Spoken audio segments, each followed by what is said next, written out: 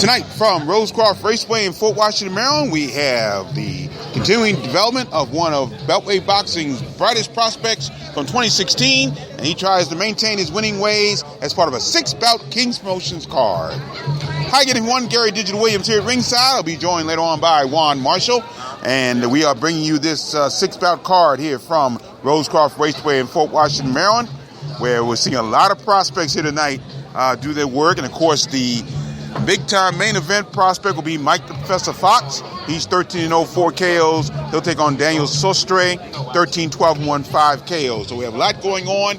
And later on tonight, we'll be joined by the audience from kingsboxing.com, and they'll be showing the card live, not live, but showing the card at a later date on their website. But so we'll be going back and forth, and we'll be on live here tonight throughout the evening here on the Box on the Beltway Google app for Android and on Spreaker.com and iHeartRadio.com. But we'll also be joined live by our video audience as well.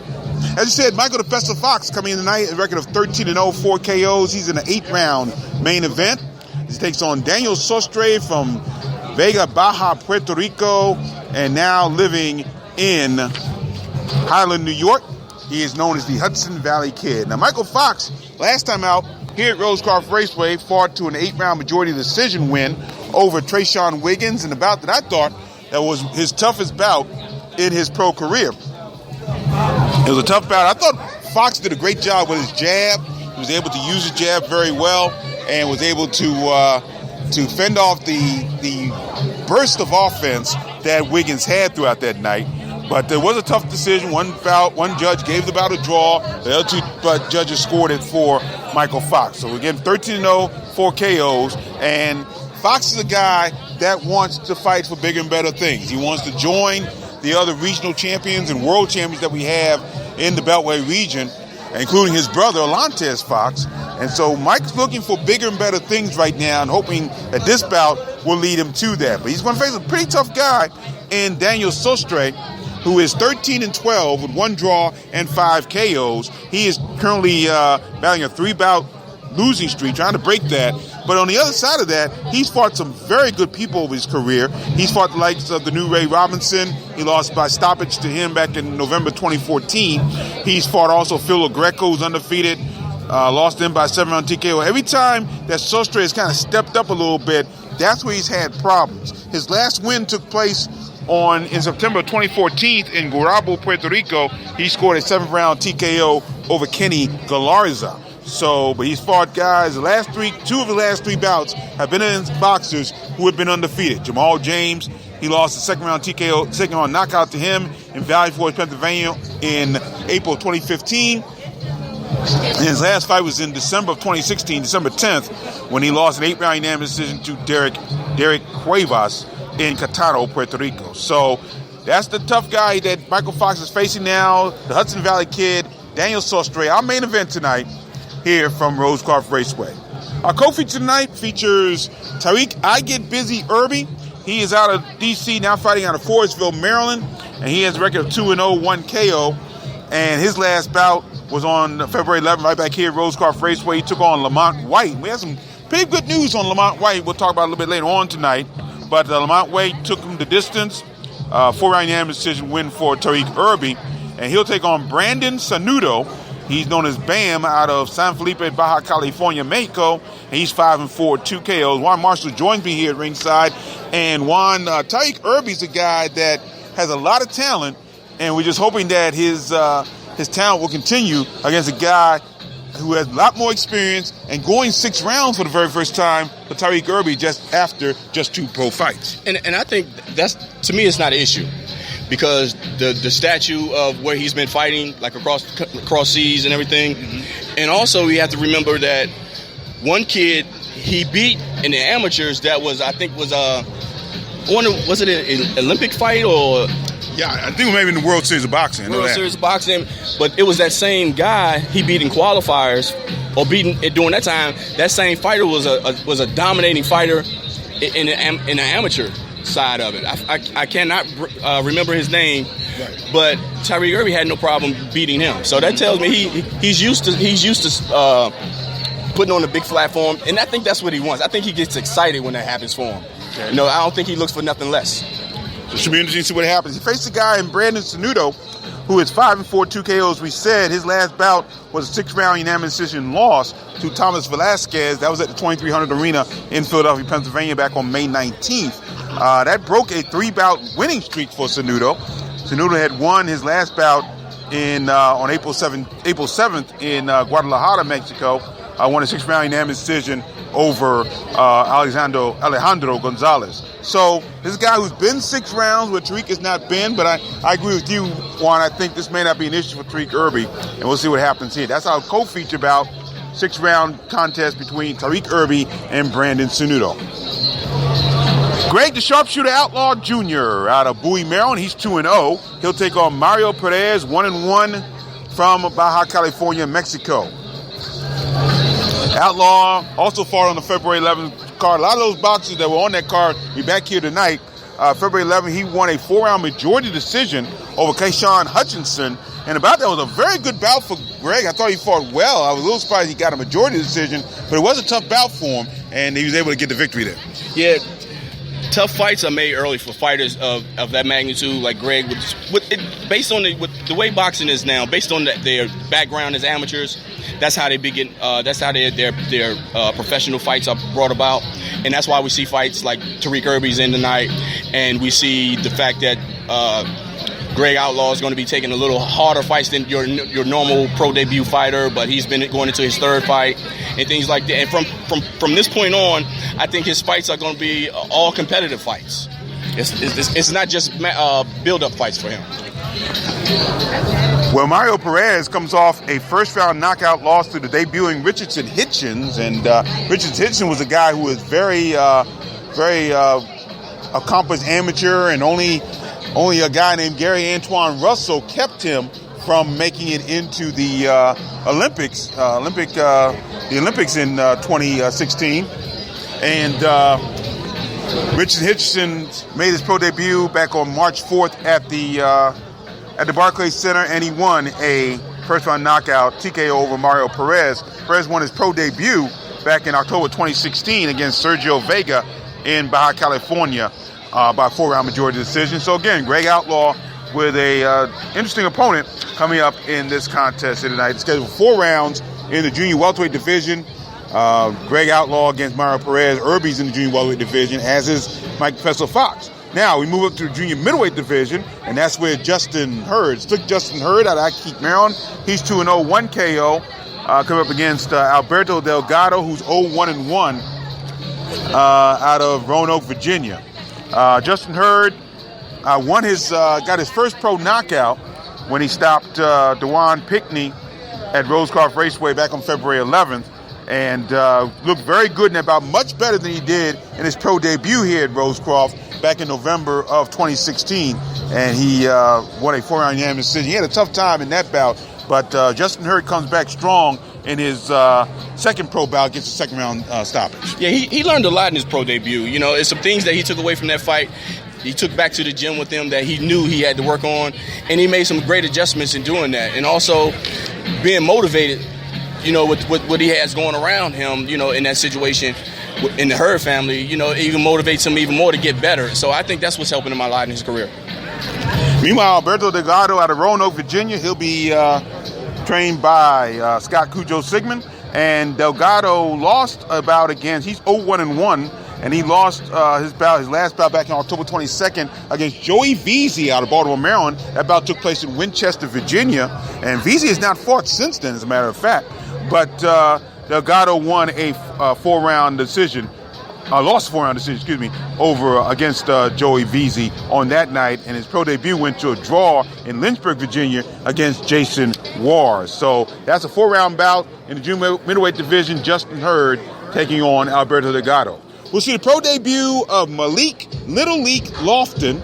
He's out of Suitland, Maryland. He'll take on Jamor Edwards, who was a late sub for this bout. He's out of Orlando, Florida. He's 0-1. Lost a 4-round majority decision to Joshua Drother in Sarasota, Florida, back on May 5th. But in that particular bout, Malik Lofton is a guy who hasn't had the biggest of amateur contests, but he's known pretty well in this area.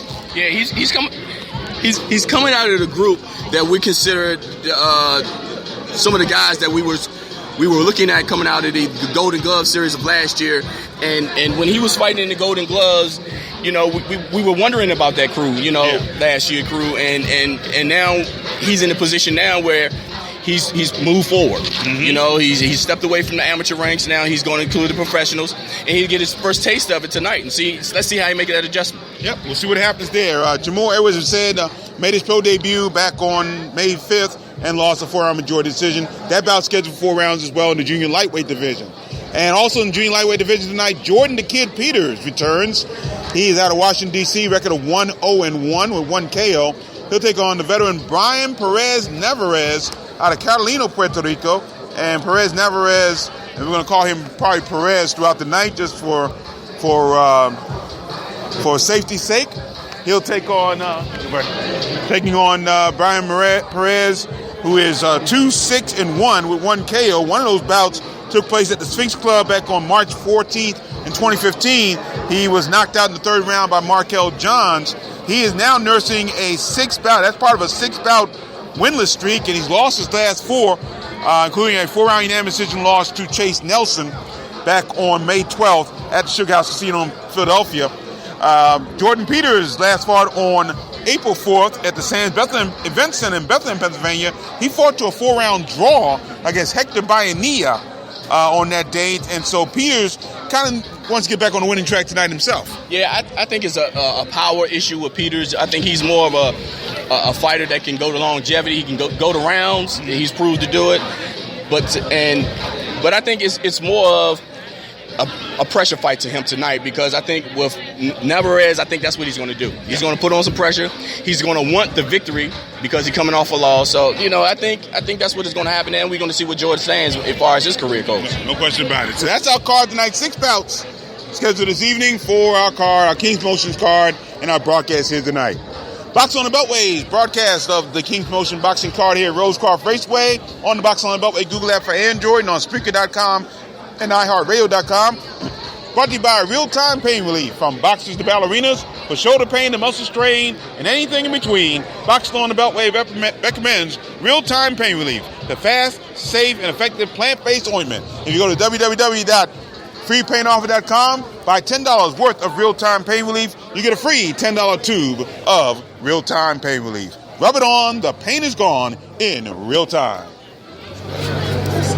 So last night, good to see you. Let's bring this guy in real quick, Luther Lighthouse Smith.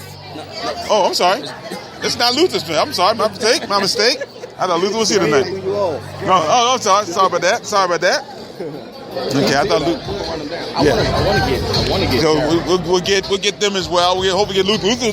That's the other thing about the card. Luther Lighthouse Smith, Marcus Bates scheduled to be on this card tonight, but they had problems with opponents. They had one opponent fall out for Mark, and for Luther had a problem there as well. So really tough to have a situation there. So they're probably in the crowd tonight, but they will not be fighting here this evening. So meanwhile, last night, Friday night, June 2nd, Juan and I had a chance to be at an amateur show that took place in Washington, D.C. at the historic Howard Theater with the PVA boxing card, a good boxing card, long boxing card, about 20 bouts on the card. 18 to be exact. 18 bouts total, and it was a big night.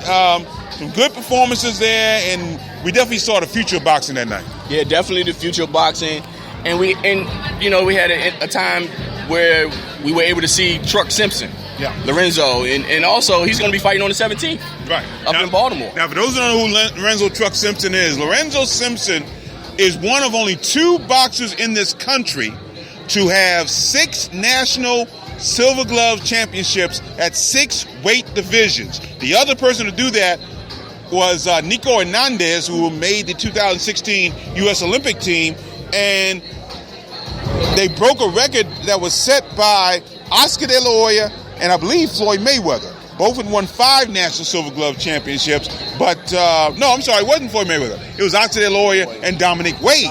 Dominic Wade, 5 Silver Glove national championships, but now Simpson, along with Nico Hernandez, are the ones with 6 National Silver Glove championships. Now, the bout that you're talking about, Lorenzo Simpson did win his bout. And again, he's preparing for the Junior Olympic National and Prep Championships that'll take place later on this month in Charleston, West Virginia. And with Lorenzo, he's one of those fighters that sometimes you just have gifted talent, like some athletes have it in football, basketball, but he's one that just has it in boxing. Yeah. When he can elevate from different weight classes and continue to stay on the same path and actually get better and better and be able to win championships on each level that he moves up with no problem, that he's something special. And I tell you, I hadn't seen Truck in a little bit, and I was surprised how tall he's gotten all of a sudden. And he's fighting out about 160, 165 pounds, and I was really stunned of how tall he's gotten, how big he's gotten over the years. Yeah, he's definitely growing up. I think he's about 16 now. 16, 17 years old. Yeah, so he's still gonna have some growing to do. And the thing now, I want to see, since he's still growing as a teenager, when it's time to make that transition to turn professional, right, what weight class will he be? Exactly, and that's going to be a big thing. And again, like the Mike Reeds and of course the Gary Russell before him, it's something that people are anticipating when he turns pro. And of course, he's in that camp now with the IBF Super Featherweight champion Gervonta Davis. He's in there with Malik Hawkins, who's scheduled to be in a regional title bout down the road. So he's in with a great group of boxers. Kobe Madison's over there, the Upton Boxing Gym over in Baltimore, Maryland, doing an outstanding job. So you can't help but it rub off on him and being the next generation. And I think with this area as a whole, we've came so far in a short period of time. Because sometimes it takes decades for areas to develop legends and legacies in boxing. And we always had a boxing town, but it wasn't as popular as it is today. Right. Because we have so many champions. In 1 year, we had 3 in 1 year, and that's the first quarter of the year. In 3 months, and we're talking about back-to-back months. January we had Gervonta Davis, and then Lamont Peterson, one of his, and then followed by Jared Hurd, which later on that month. Right. And then we had a lot of regional title guys, and outstanding when I was looking at early on DVR, I was looking at Emmanuel Lean. Mm-hmm. He had a great test and a hard test when he fought the I think it was a Russian kid. I forgot his name. Right. But the kid he fought was a fighter that was known and was that particular fighter that was the up and coming fighter. And Aleem was able to knock him out. And I was surprised with that happened, that outcome, because it was a tough fight. Yeah. And also with that, Aleem showed what it takes to be a great fighter. Right. Being hurt, being able to stay in there and come back and finish your opponent. And that's exactly what he did. No question about that. So again, that's where these amateurs are going to, and the amateurs that have been there previously, they have been able to really advance the area forward. As we talk about that, we're going to give you the June schedule as we know it thus far, with a lot of local boxers going on different locations. Of course, our next broadcast here on the Boxing on Beltway Google app for Android and on Spreaker.com and iHeartRadio.com will take place 2 weeks from tonight. We'll be at the Coppermine Du Burns Arena in Baltimore, Maryland for the Shabazz Brothers card, and a card that should be outstanding when you look at something about that. They're right now scheduling at least 2, possibly 3 regional title bouts on that card. Travis Severe Reeves will be defending his USBO light heavyweight championship. That's the bout he won against Aaron Catrocci back in November on 2016. You heard that bout here, November 12th, here on the Boxing on Beltway Google app and Android. No word yet on his opponent for that one. Torrey Showdown Nelson scheduled to be on that card, and we do know this, that Tyra Shea Lady Tiger Douglas will be on the card to defend her UBF, defend her UBF flyweight championship. Her opponent is a woman by the name of Ebony Rivera, who is undefeated 7-0 and with 3 KOs out of Pennsylvania. And that should be a big bout. And I saw the post by the head of the UBF, Richard Spilitro, and he is excited about that card, that bout coming up on June 17th. Devin Butcher will be on the card. He'll take on Aidos Yerbosuni. He's 5-0. Butcher 6-1. Stefan the Surgeon Morris will be on the card. He's 4-0 with, I believe, 3 KOs. And a couple amateur bouts, as Juan said, Lorenzo Truck Simpson will be on the card. And also female boxer Destiny Day Owens, who's out of Baltimore. She'll be on the card and on the amateur bouts on that particular card. So that is Saturday, June 17th, 2 weeks from tonight.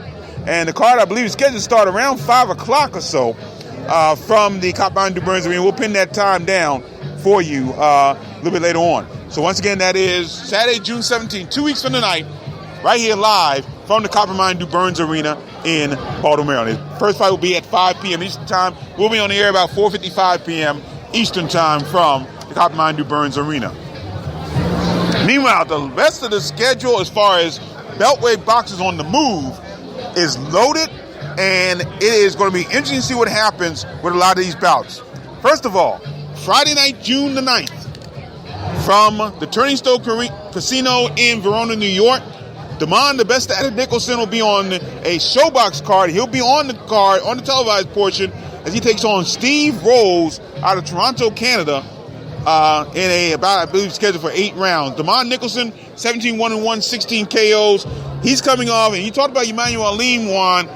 The bout Alim had prior to his win that got his regional championship took place against Damon Nicholson on July 29th of 2016 in Quebec, Canada. They fought to an 8-round draw, and that bout, and we talk about this so many times, your last bout should prepare you for your next bout. And I think that Alim's fight against Nicholson may have prepared him very well for his title winning bout in his next time out. It definitely did, because Damon is known for a guy with power.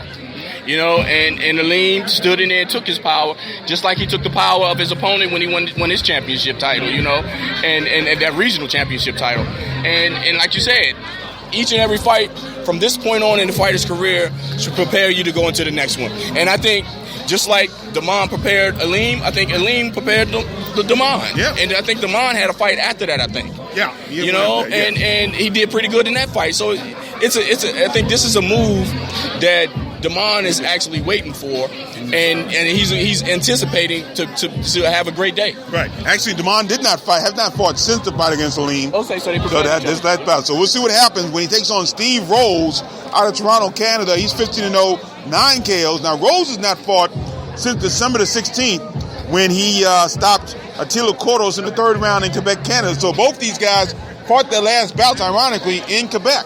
So we'll see what happens, and that is part of the showbox card that will take place from Verona, New York, Turning Stone Casino on Friday, June the 9th.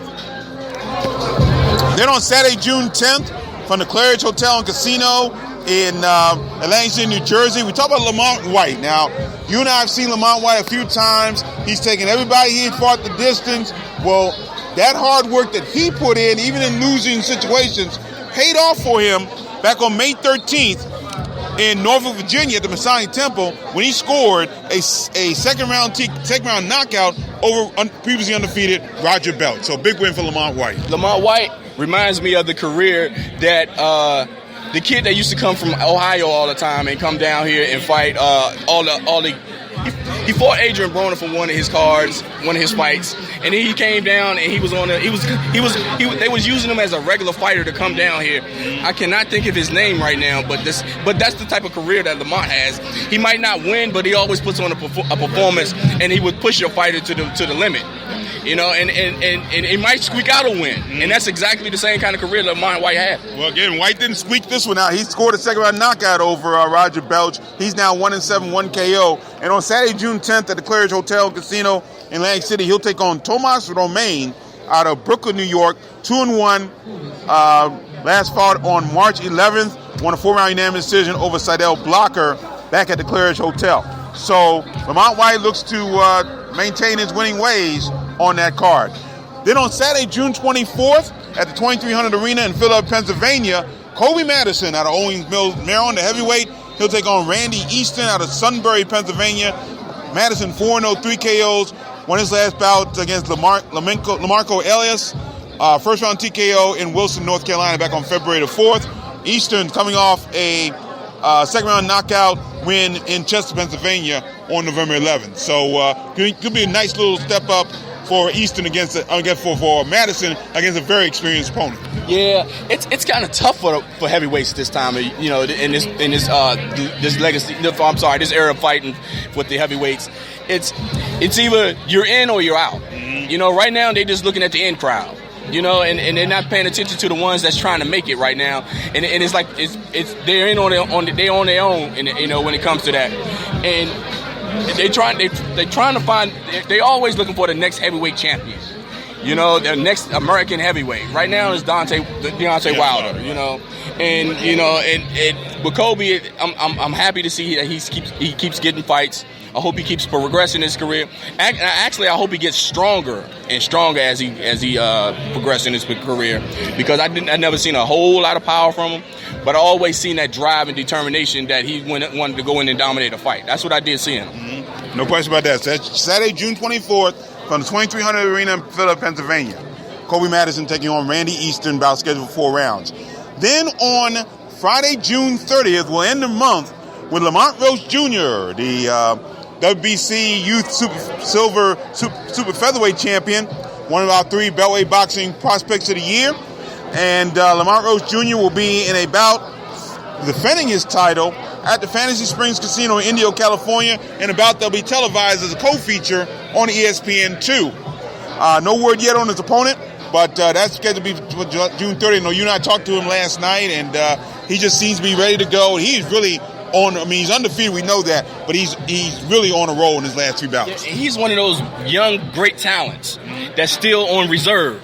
You know, they waiting for that breakthrough moment, but in building that moment, they're keeping him right where he's supposed to be, and that's just keep winning, keep his confidence up, and he's always training hard, and I think when that time comes, he's going to be more than ready. You know, when they started facing those tough opponents. And then we're going to see his name mentioned fighting in some of these competitive championship bouts soon.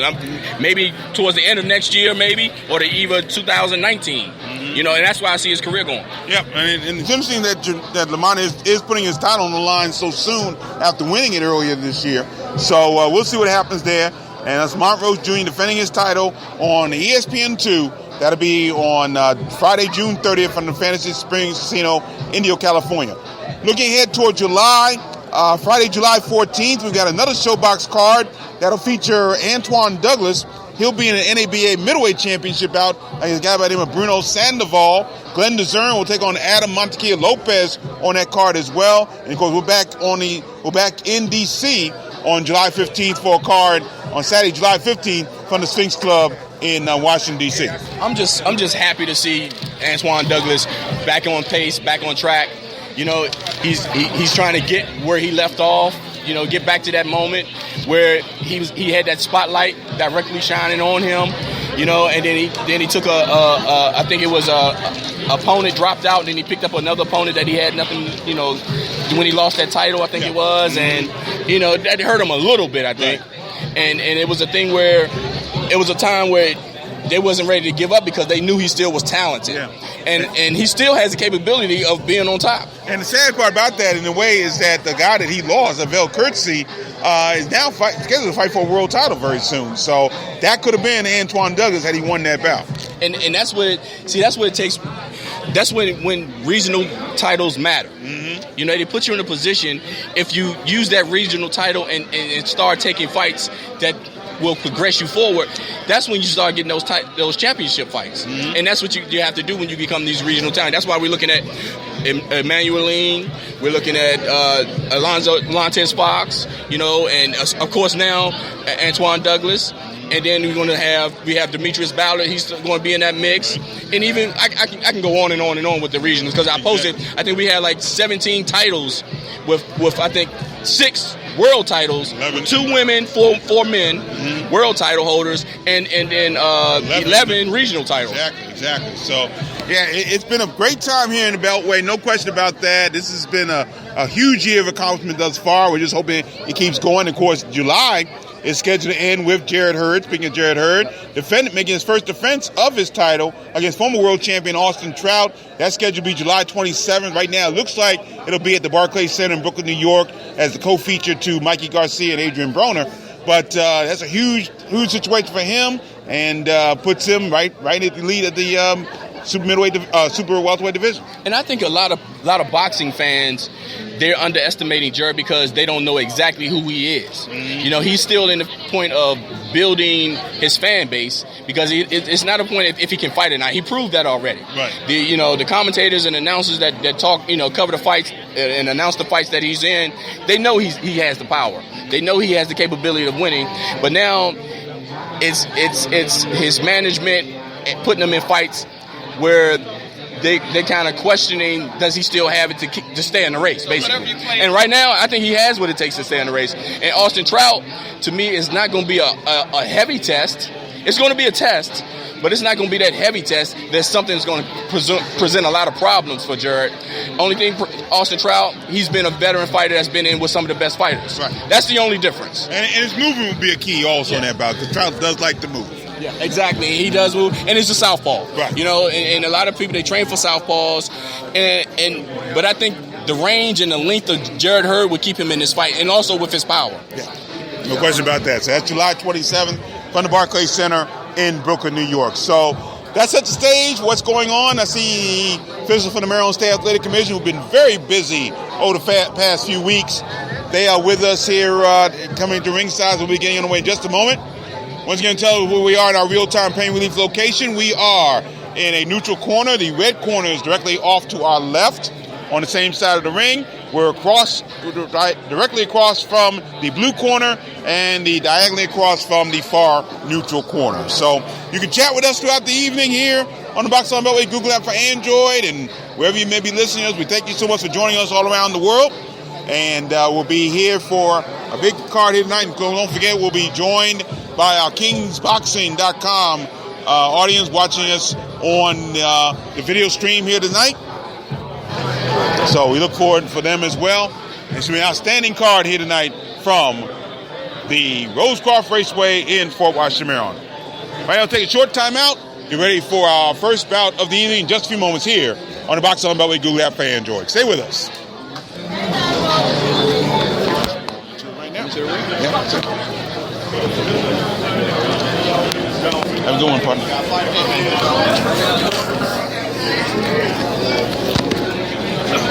I ask you later when the Panama thing is going. Has it taken place already? September.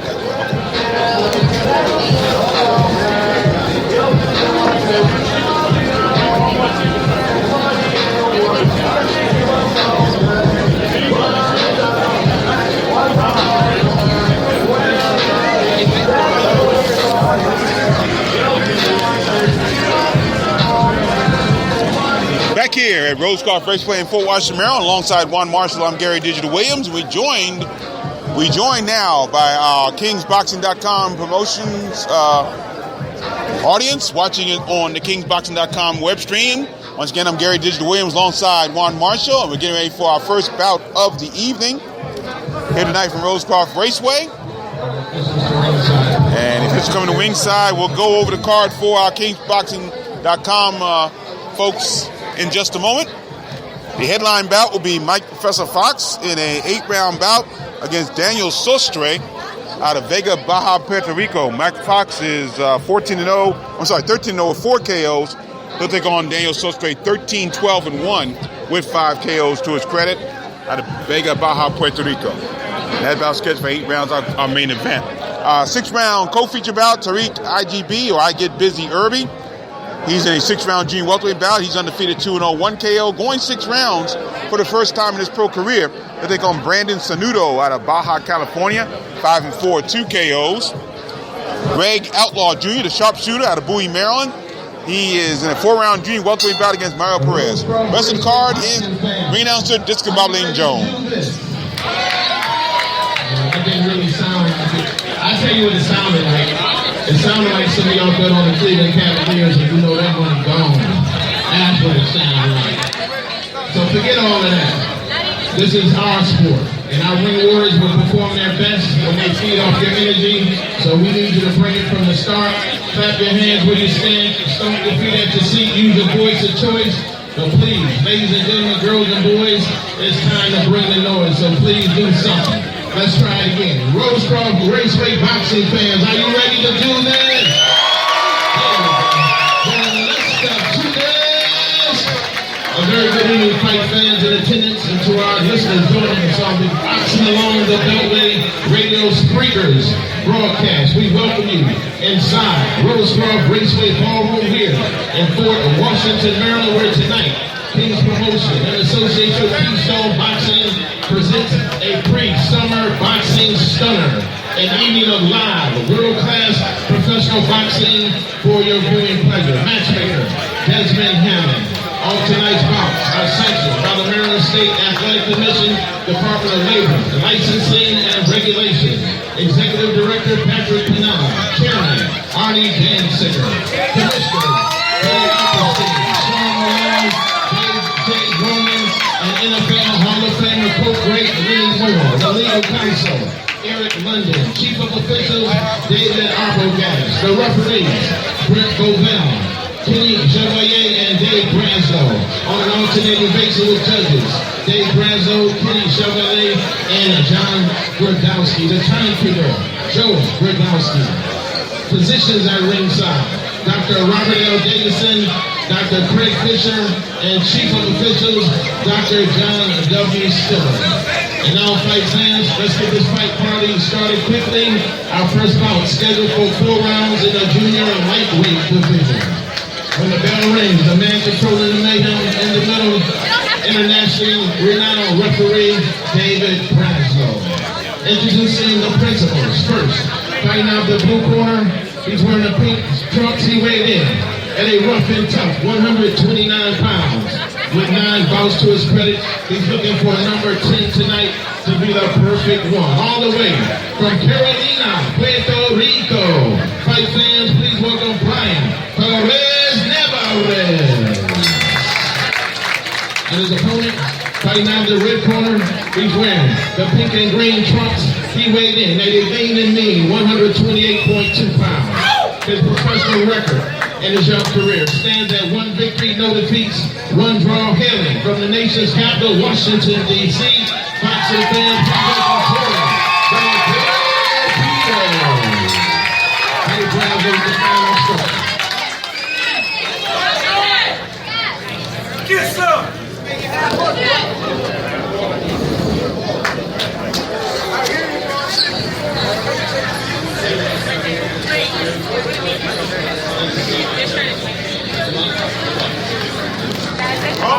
So we're getting ready for our first bout of the evening here from Rosecroft Raceway in Fort Washington, Maryland. Alongside Juan Marshall, I'm Gary Digital Williams. Thank you so much for joining us on the Boxing on Beltway Google app for Android, and our audio listeners, and for our video watchers on kingsboxing.com. Here you go. Round 1, we are scheduled for 4.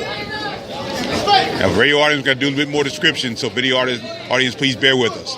Jordan Peters is trying to start his left jab going.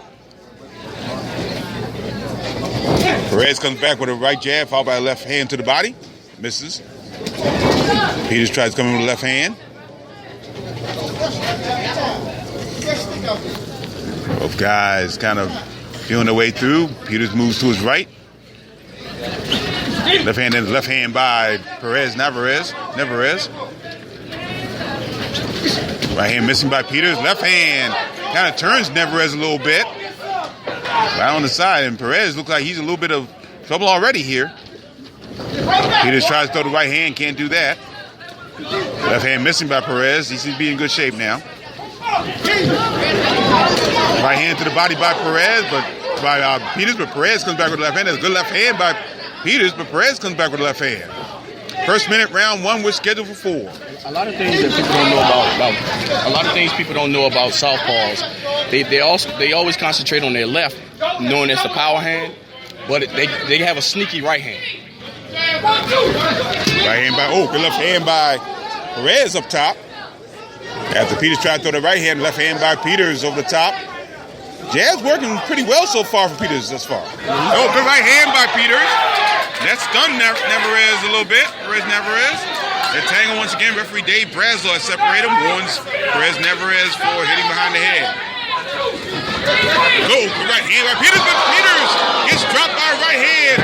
By Perez Neverez. That's the right hand I was talking. It's a sneaky right hand from a southpaw that every conventional fighter has to look for. And Peters gets the count from Dave Brazel. He seems to be okay. He comes back in. So one surprising knockdown. And then Perez gets caught with right hand, but Peters comes back with a left hand of his own. Right hand by Perez. Left hand missing by Perez. We're inside the final minute of the first round, scheduled for 4. Right hand of both guys swinging. And referee Dave Brazel separates them as they tangle. Both guys are loading up early, and that's what you have to just go with longevity in this round. Left hand missing by Perez. Oh, right hand by Peters. Right hand by Perez. Left hand to the back of Perez by Peters by Perez. Now Perez. Right hand almost landed again for Perez. Final seconds of the first round. Right hand by Peters. And right hand, both guys trying to land those shots as the bell rings. But I tell you, after Peters landed a jab, he gets knocked down in the midway through the last stage of that first round. That's because when he throws his shots, he's not using defense when he's using his offense. That's the most important thing in boxing. When you try to exchange with somebody, you always have to stay defensive minded because you got to look for the counter. And that's why Perez was able to land that right hand. He came over the top of Peters' the jab.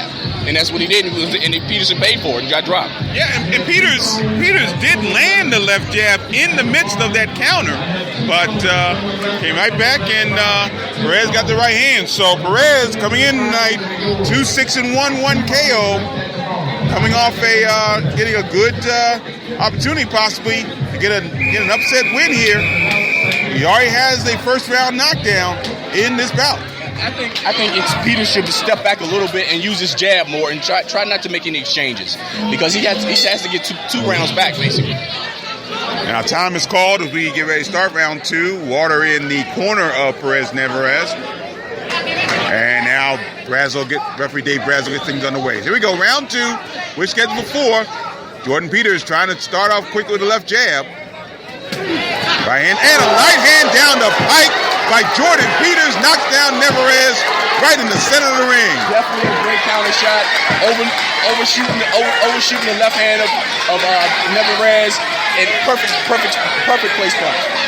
So Peters fights his way back into this one. He gets a knockdown in round 2. Now both guys trying to land the right hand to the body by Neverez. Left hand up top by Neverez, right hand by Peters. That right hand starting to land and pay dividends for Jordan Peters. Another right hand by Peters. First minute, round 2. One knockdown in the second round for Jordan Peters after he tasted the canvas in round 1. Right hand around the corner by Perez. Left hand to the body by Perez. Both guys trying to land wide shots. Good uppercut by Peters with a right hand. Another right hand, straight right hand that time by Peters. Peters got Perez Neverez up against the ropes. Left hand by Perez Neverez. Right hand by Peters once again. Couple good right hands. Right hand by Peters in return. Great slugfest here in the second round. We're past the halfway point. Left hand by Perez. But Peters comes back with a good combination. Right hand by Peters. Peters with right hand. Peters is doing a great job of pressing the issue after the knockdown. He's putting the pressure on Perez of Neverez, and Neverez is acting like he's starting to feel it a little bit. He's slacking off a little bit. You see his power diminishing, and it's looking like he's on wobbly legs right now. And to the final moments of this wild second round, Peters gets, good uppercut with a right hand by Peters. He doubled up on that one. Tries it again. Good combination. Right hand by Peters. And Perez takes a knee in his own corner. The pressure of Peters is exactly what he needed to do coming off a knockdown. And he kept it on it. Now he's going to jump right back on it. I don't think he's going to give Neverez the time to get back into this fight. Perez Neverez gets up in the 8 count. Into the final seconds. 2 knockdowns for Peters in this second round. Perez Neverez starting to try to fight back. He's throwing wild right hands. But Peters going straight down the middle with both his left and his right hand. And he may be landing the hardest shots, but Perez Neverez comes back with the left hand of his own. Peters needs to start coming underneath with some of those shots, and that's what he's doing right now. There's another right hand that backs up Perez Neverez. Good left hand. Dave Brazo trying to position himself in case he has to stop it. There's a left hand. Final second round. Another right hand, and Perez Neverez barely survives round 2. Peters did an excellent job of maintaining pressure. Even though he was getting caught with some counter shots, he wasn't affected by those counter shots. That's why he was able to keep the pressure up. And now the Neverez corner, I'm not sure about it. I saw it when the bell rung. I saw Neverez give the sound, that the signal of he wants to cut it off when you do the chopping across the neck. And I saw that, so I saw that Neverez looked like he wasn't going to continue. I saw that. We couldn't tell. The doctors were over there in attendance there, but looked like Perez Neverez may have stopped themselves. So Jordan Peters, at the end of round 2, despite being knocked down in round 1, he gets the victory here tonight in the opening contest. That was a great opening bout.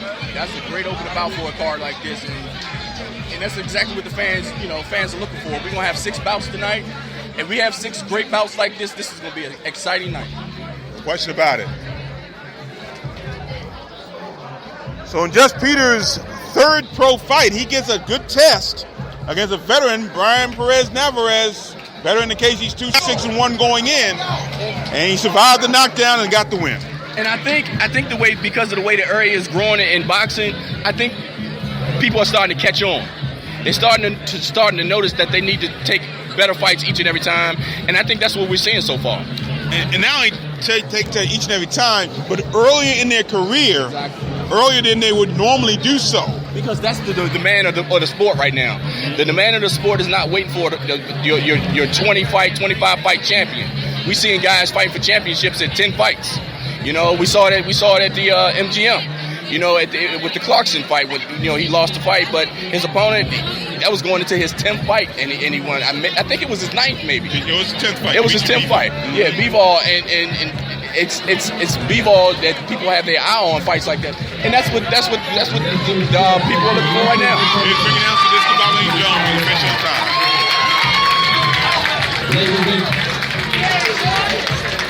Get ready to start, but the commission officials at ringside stopped them a little bit. Okay, here's Discombobulating Jones. Ladies and gentlemen, upon the advice of the ringside physician, referee Dave Brazo calls a halt to the bout. At the end of the 2nd round, the winner by TKO,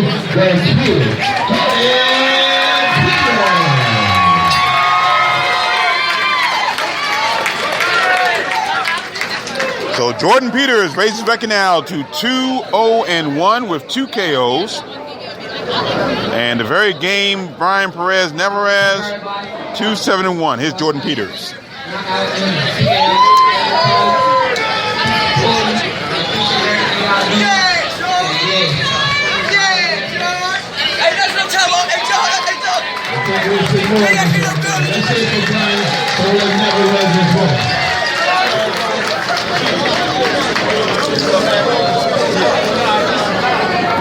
So coming up next, we have the debut of Malik Little Leak Lofton. He's out of Suitland, Maryland. And tell you the truth, he did not have as grand an amateur career as some of the other boxers in this area. We saw him in the Novice 2015 Golden Gloves. But he's facing a guy in Jamor Edwards, who is a late sub in this bout. He's out of Orlando, Florida. He's 0-1. So we'll see what happens in that bout. Yeah, this bout right here shows a sign of do you have it or do you really want to do it? Yeah. You know, and like you said, the short amateur career he has, he's going to come in here with the big boys now and see if he can handle it. No question about that. So we have our next bout in just a moment.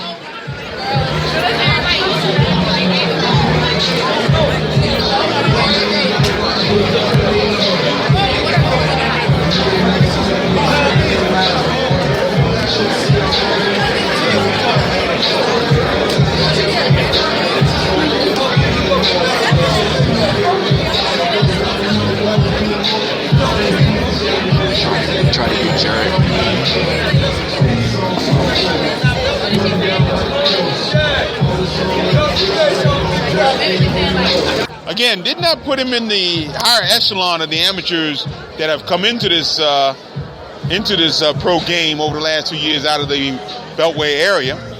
But we'll see what he does in this situation.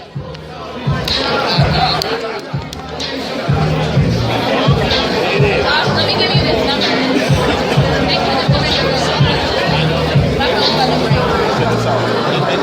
Don't forget our main event here from King Promotions Boxing from Rosecroft Raceway. It'll be an 8-round bout between Michael the Professor Fox out of Forestville, Maryland. He's 12-0, 4 KOs, taking on Daniel Sostre out of the Hudson Valley Kid, originally from Vega Baja, Puerto Rico. But he is now boxing out of Calle Marginal, Puerto Rico, apparently. He was in New York, upstate New York for a while. Apparently he's now fighting strictly out of Puerto Rico.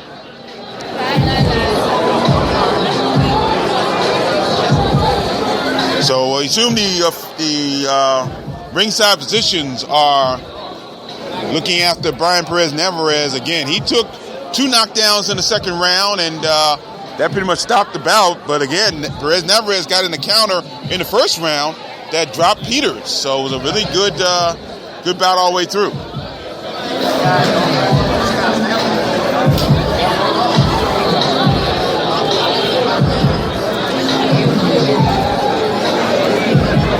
So for our listeners on Box on the Beltway, Google app for Android, our next broadcast will be 2 weeks from tonight from the Coppermine Du Burns Arena in Baltimore, Maryland. We have the Shabazz Brothers card scheduled for 3 regional title bouts on that card, including the likes of Travis Severe Reeves. He defended his USBO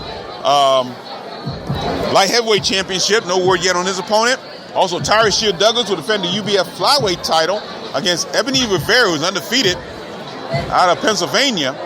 And also Tori Nelson is scheduled to, I believe, defend one of his titles on her title, I should say, on that card as well. And once again, that'll be Saturday, June 17th. We come to you 4:55 p.m. Eastern Time from the Coppermine Du Burns Arena in Baltimore, Maryland.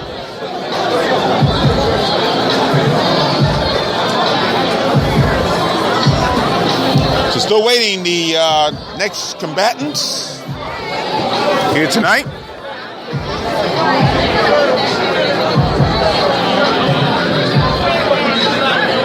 And once again, you can listen and archive all the great bouts we've had over the last few years here in the Beltway.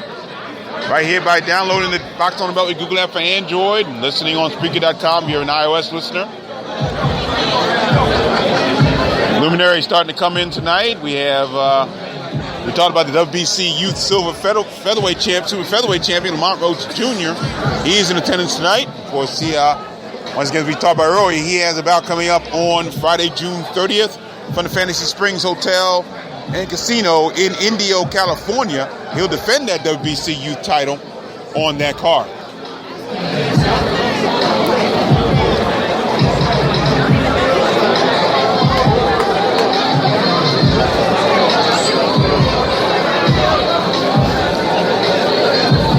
Good crowd on hand here tonight at Rosecroft Raceway. And if we have a moment, let's see if we can get him over here real quick.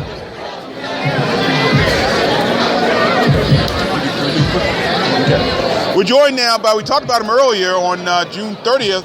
He's got a big bout coming up in Fantasy Springs Resort and Casino in Indio, California. Talking about the WBC Youth Silver Super Featherweight Champion, Lamont Roach Jr. Lamont, congratulations again on getting that belt, but you put it on the line very quickly coming up. Yeah, I have to, man. It's the only way to go.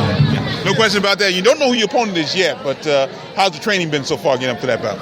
Training's been going good. It's been extremely, we stepped it up. Every camp we step up, but we stepped it up extremely already, and it's only been a couple weeks in. To be a lot of fun. I mean, how have things changed now that you are a regional champion, looking for bigger and better things, of course, but how have things changed now you won that title?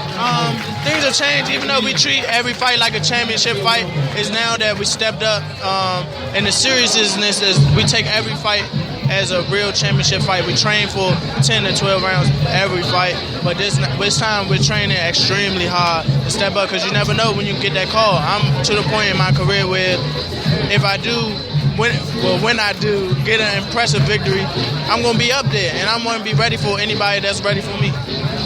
How often has Golden Boy talked to you about getting more televised fights? You know, when we talk to them, they talk about everything positive. They like the way I like the way that they're moving me, but they like the way I'm progressing as well. To them, I'm exceeding the measures that, you know, I wouldn't say that they expected, but you know, that was set for me in their mindset. So we just rolling with the punches, but we want to step on the pedal. If we ready, we're gonna be ready. Now, this bout is scheduled to be on television on ESPN2. So, again, you've seen those bright lights one more time. You've seen those bright lights one more time. Oh, yeah, one more time, man. We're going to continue to see those bright lights, man. All right, good enough. Look forward to that. Lamont Rose Jr., thank you, buddy. Appreciate it. WBC Youth Silver Super Featherweight Championship on the line on Friday, June 30th from the Fantasy Springs Casino in Indio, California. And that bout, again, will be on ESPN2. And this is one of those opportunities where local fighters can get more national fans and actually worldwide fans, you know, just because they're on television. Put on great performance. So I think they train a little harder when they know they're about to be on television also. So I think that brings more to it. No question about that. Next bout heading to the ring now. Jamore Edwards is already in the ring out of Orlando, Florida. He'll take on Malik Lofton, who's coming to the ring now. Being led to the ring by Buck Benson, the father of Mike SDB. So he's at that Dream Team gym in Maryland.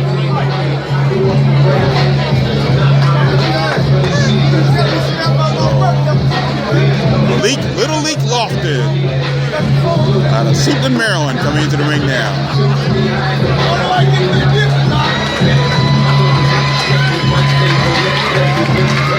They look like they haven't been quite shape because I see a total different physique than I seen them in the amateur.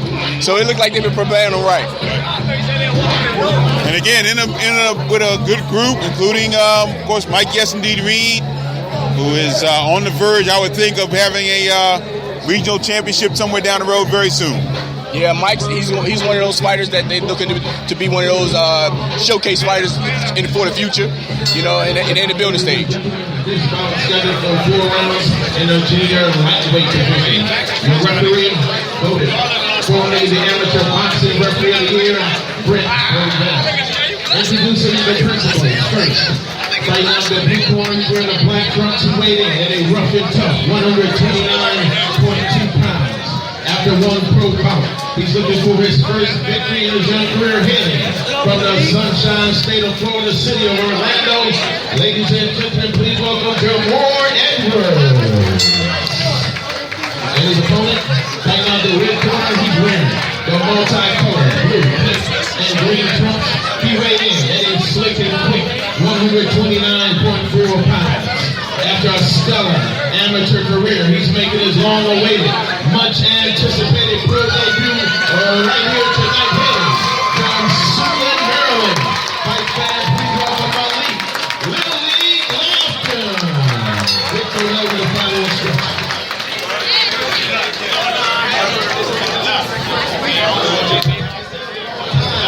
Obey my commands.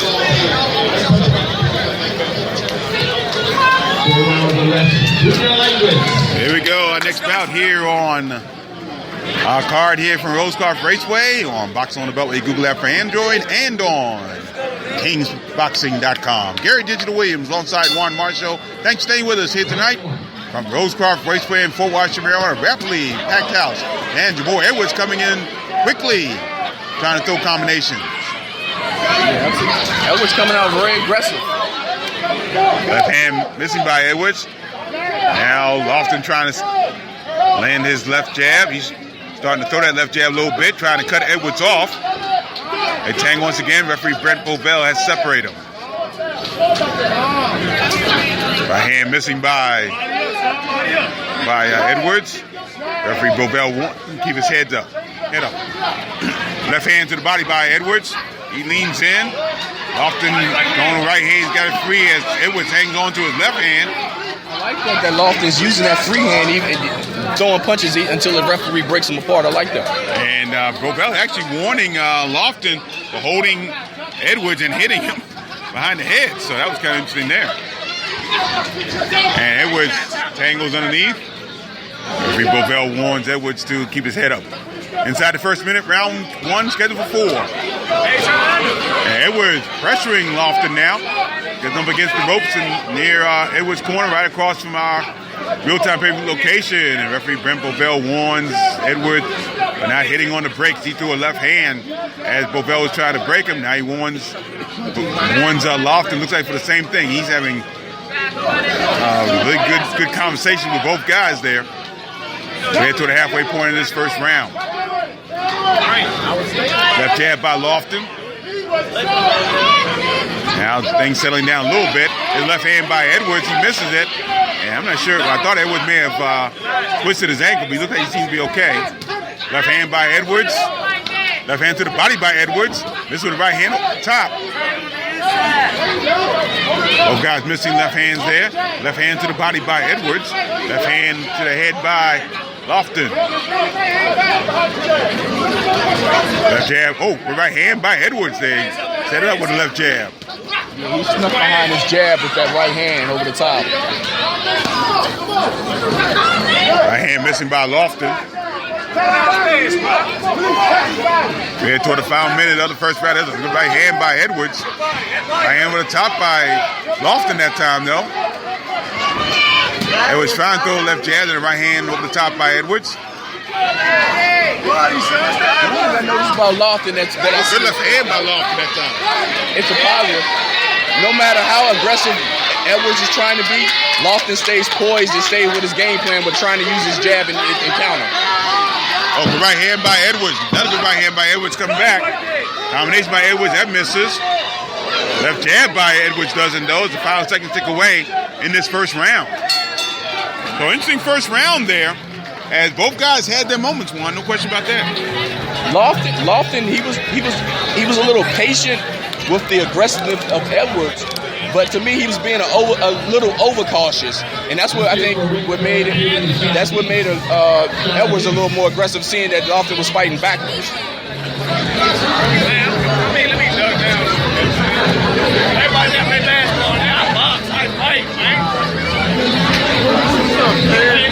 So we're still to come, our main event. Michael the Professor Fox taking on Daniel Sostre, also a co-feature. Tariq Irby, who was in the Olympic trials and participated in the World Series of Boxing. He'll be in his first 6-round bout against Brandon Sanudo out of Baja California, Mexico. Tariq Irby out of Forestville, Maryland.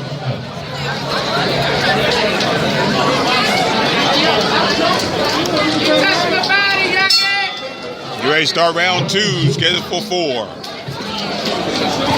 Lofton starting left hand. Left hand to the body by Lofton. Right hand down the pipe by Lofton, by Edmonds. Now Lofton trying to put on the pressure there. Oh, good body shots and combination by Edwards, but he got stopped in that combination by right hand by Lofton. Right hand over the top by Lofton, excuse me. Referee Brent Bovell is separated. I just want to see how often Edwards can keep this aggressive pace up. Because Lofton right now is a more patient fighter, and it seems like he's absorbing most of his energy in reserve for the last 2 rounds. And a mouthpiece came out, and that was the mouthpiece of Demore Edwards. Edwards. And Bovell gives it to the trainer and put it in, and here we go.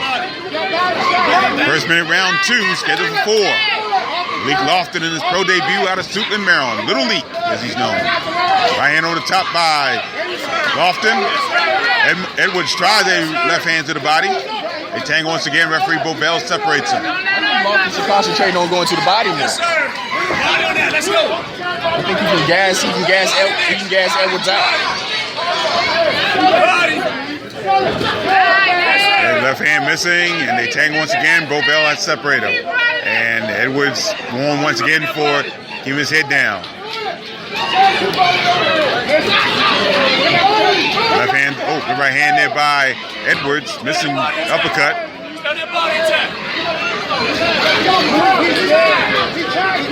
A lot of folks calling for those body shots for Lofton. Lante Fox standing over to our right. Thomas Snow in the crowd, both looking for that body shot. But right now, Edwards going to the body a little bit. As they tangle once again, referee Bobel separates them. As we're inside the final minute of the second round. The left hand there, and it looks like Edwards got caught with a low blow. And referee Brent Bobel stopped it. I thought at first glance, I thought that Edwards may have hurt his hand, but he got caught with a low blow from Lofton. That's what I thought. I thought it was a hand injury, but it was a low blow. We were shielded from the ref by the referee, so we wasn't able to see it. Brent Bobel warning Lofton keep his punches up. Edwards is ready. Here we go. Right hand by Edwards. Coming back. And left hand by Lofton that time. His right hand to the body. And again, as Edwards holds one arm, Lofton comes back and lands shots with the other arm. Now they tangle once again. Right hand, they change right hands, they tangle once again. Referee Bobel will let them separate on their own when they do so. Edwards digs the left hand to the body. Left hand up top by Edwards. That doesn't do a lot of damage, but he got a left jab in there that time. Head to the final moments of the second time. There's the right hand by Lofton. Lofton needs to concentrate on the body if he wants to slow Edwards down a little bit. And the right hand by Lofton. Right in Edwards' own corner, not across from our location. Lofton trying to land shots with his right hand. As we head toward the foul moments of this second round. Final seconds, right hand by Edwards. Right hand in return by Lofton. They slug right in the middle of the ring. Right left hand to the body. Right hand to the body by Lofton. And the bell rings. Edwards is running out of gas. Edwards definitely running out of gas. Lofton's corner should be telling him to go to the body. Nothing but body shots from him. Cover up high, go low. That's what he should to defend himself against the head shots. He should keep his hands high, but go to the body more of Edwards. Get ready for round 3 in this contest. Bout in the junior lightweight division. Yeah, looking at Edwards right now in the corner, he looks gassed out. You know, he's look like he's sucking a lot of air in. He's taking some deep breaths. And like I said, that was just the end of the second round. We're in the 4-rounder. So right now, Lofton looks more poised in this. Now, I'm looking for Lofton to come out and go to the body. If he does that, his corner is telling him the exact thing, the right thing to do. He's done. Here we go, round 3, scheduled for 4 here. Now going back up top is Lofton. Edwards missing with the right hand.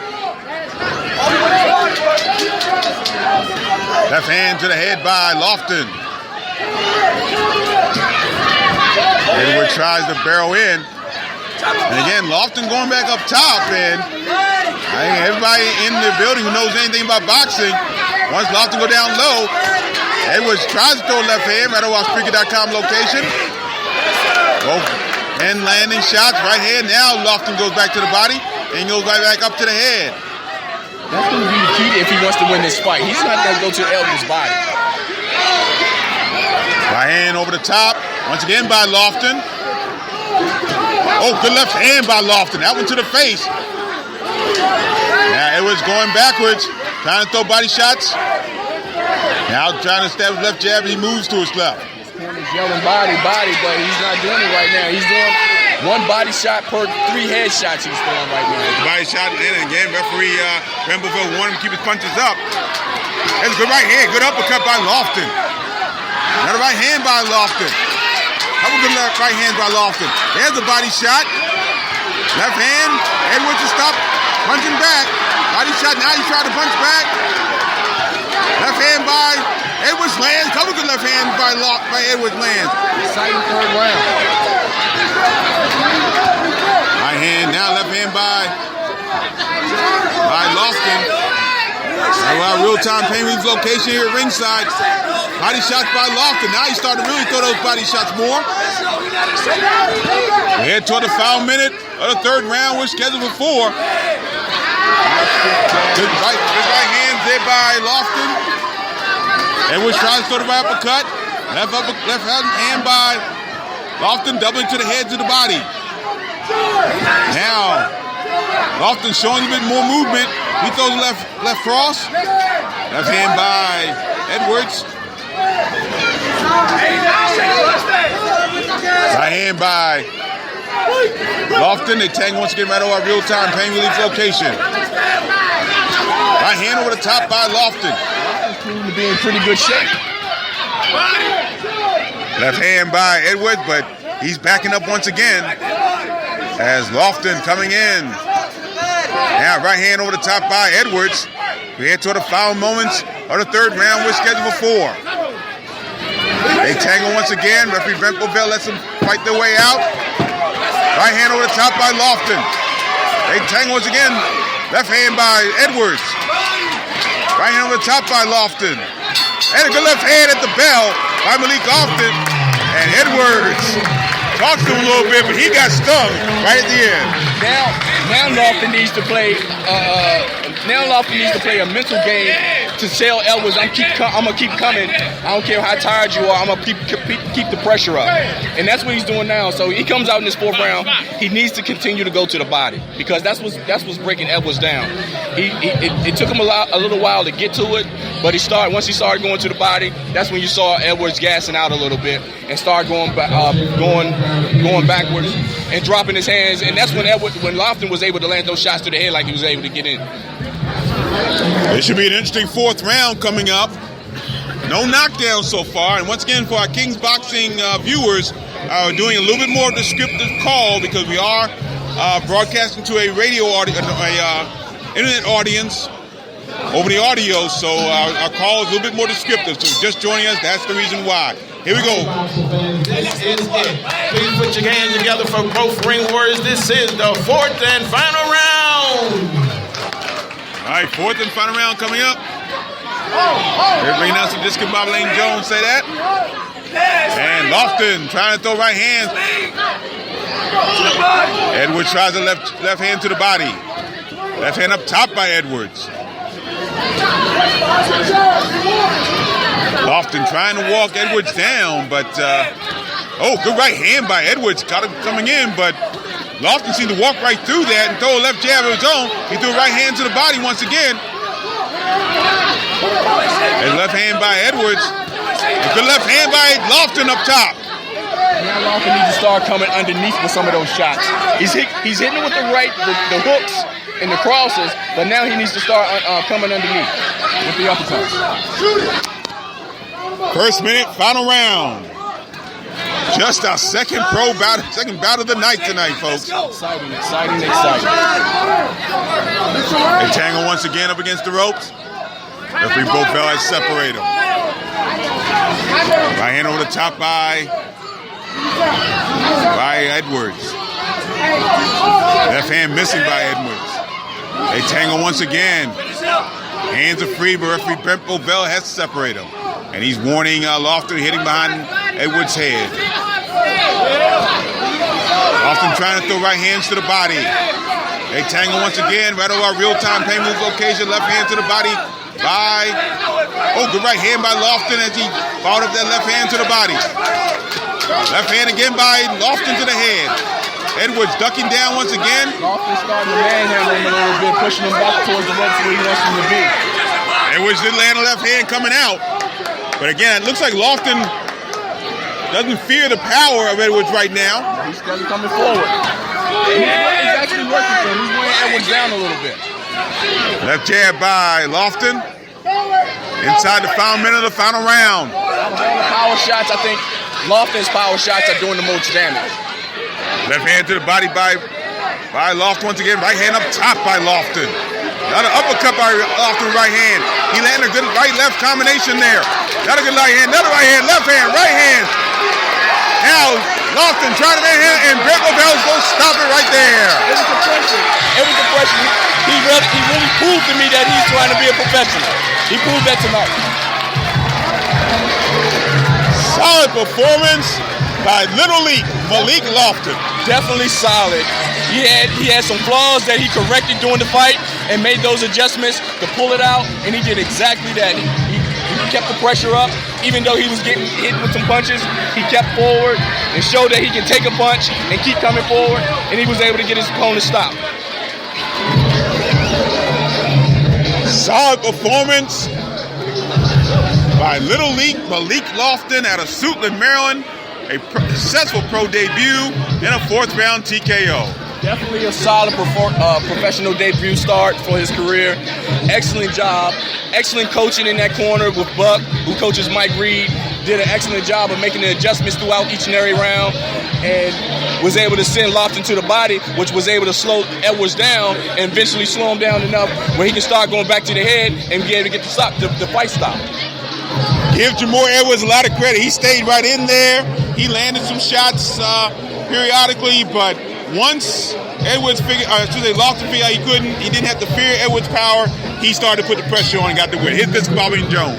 The referee Brett Rovell called the hunt to the fight and goes into the record book as a TKO. 2 minutes, 31 seconds of the 4th and final round. The winner in his pro debut by Malik.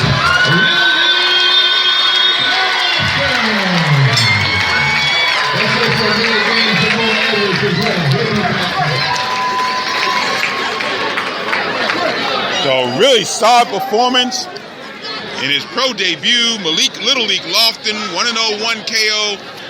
Jamore Edwards 0-2. And again, Edwards took the bout on short notice and really performed very well in the feet. And as this Bobby Jones said, I think he'll be back. He'll challenge some other junior lightweights we have in our area here. And actually, I think this is one of the best pro debut fights that we had in the Beltway boxing area in a long time. It wasn't a dominating pro debut like we normally would see. We saw a competitively matched pro debut. And actually, from the sound of the bell all the way to the stoppage, it was all action. Yeah, no question about it. Wasn't any of those bouts like we've seen from other places against boxers from a place we won't mention tonight, hopefully. But they're in the past. They're in the past, yeah. So again, a very competitive bout for a pro debut, and even in victory, Malik Lofton's going to learn a lot from it. I think he learned throughout the bout, as you said, War. The adjustments Malik Lofton made were very good. Here's Malik Lofton, ready to speak to the crowd.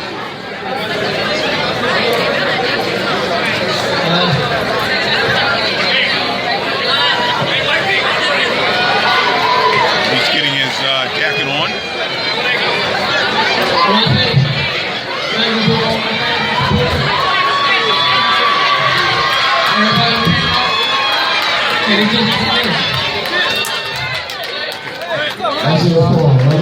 Lofton with hanging the crowd here ringside, but a really solid performance. And again, as Juan said, it was a really different performance in a pro debut than we used to seeing in the Beltway, because we just don't get those. We get a lot of guys who just are very overly talented than other guys, and they just dominate. Tonight, Lofton didn't dominate, but he did perform well and made very key adjustments, and that ability to do that will definitely help him in the future. Definitely help him. And also, that comes with the experience of the promoters, too, and the matchmaking.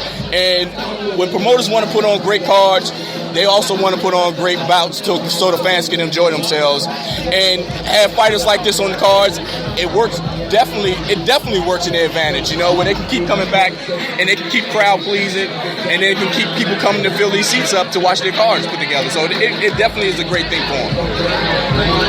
So great performance. Our next bout coming up will be Slick Justin Hurd taking on Alberto Delgado, and that's a guy in Justin Hurd who learned from his pro debut, which was a pretty uneven pro debut for him. He did win it, but in that situation against Hector Mercado here at Rosecroft back in November of 2016, he had a tough unanimous decision. But he learned from that, came back, had a stronger performance in his last bout back on February 11th here at Rosecroft, where he scored the stoppage in that bout. Yeah, I think his first bout, he was anxious. You know, he had a lot of anxiety going on with him, and he burned himself out with that excitement of the pro debut fight. A lot of fans here for him for his first fight, try to put on a great performance, and now with the learning experience, he learned how to channel that stuff and settle it down a little bit and concentrate on his game plan more and put game plans together, and that way he can perform better like he did in the last fight. Yeah, it's a good opportunity for him, of course, and he faces a guy tonight,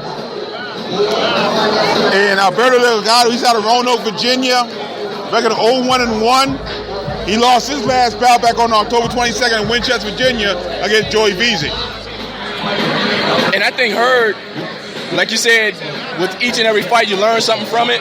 I think he's going to take what he learned in his last fight and bring it directly into this fight, and he's going to start where he ended off, basically. Yeah. And we're going to see that in round one. Basically, we're going to see how he comes out. We're going to see how he performs, if he can take charge of the first round, using his jab to establish himself, and see how it goes from that point.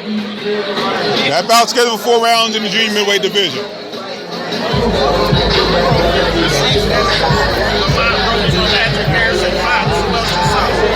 Mike Reed. Yeah. That's all I've seen so far. Patrick Hurd. He took that. This is Maureen Jones checking with us, see who's here tonight. We have a lot of luminaries in attendance. Pardon me, we've got, we just talked to Lamont Rowe Jr. early on. Of course, Jared Hurd is here supporting his brother. We'll see him in a little bit. Alantez Fox is here supporting his brother. Yeah, definitely want to talk to Jared with the big fight coming up, and basically it's going to be. We were thinking Tony Harrison was his biggest fight. Yeah. But this is going to be his biggest test of his career. Even though he was able to win that championship, he's going to have fighters coming at him, and I think that's exactly why Trout was put into this fight, because I think Trout was looking for the opportunity to try to take something from Jared that he wants, because he missed out on the opportunity when he fought against Charlo.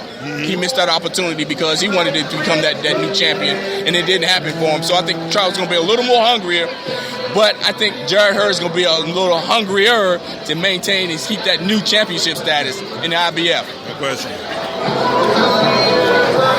So Jared Hurd's scheduled to defend his title for the first time against former world champion Austin No Doubt Trout. That bout scheduled for July 27th. And that's scheduled to be at the Barclays Center right now in Brooklyn, New York, as a co-feature to the bout between Adrian Broner and Mikey Garcia. So that's a big card for Justin Hurd, for Jared Hurd against Austin Trout. So we'll see what happens there. So stay with us. We'll have our next bout coming up just a moment here on the Box on Belly Google app for Android. In fact, we're going to the ring right now, so we'll stay here.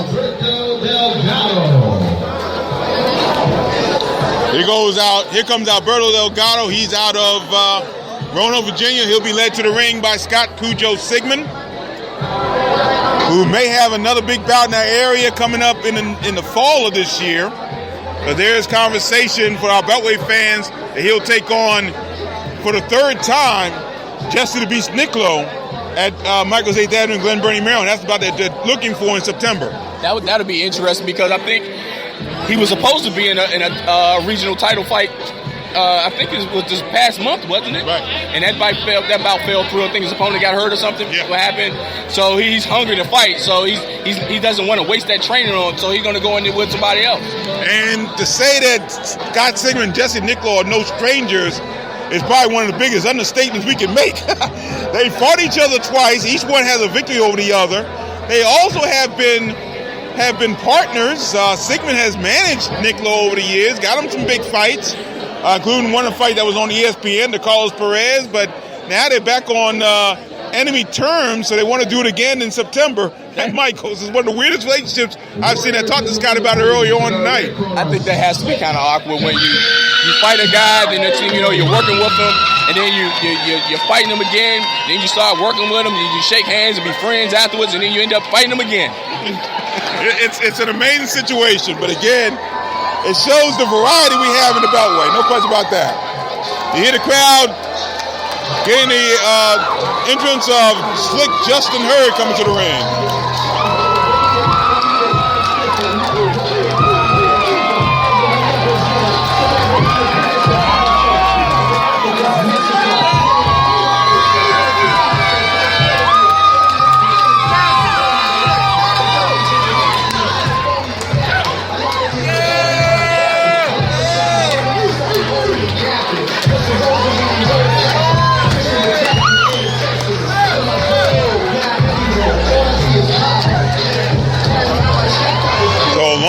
Entourage leads Slick Justin Hurd to the ring.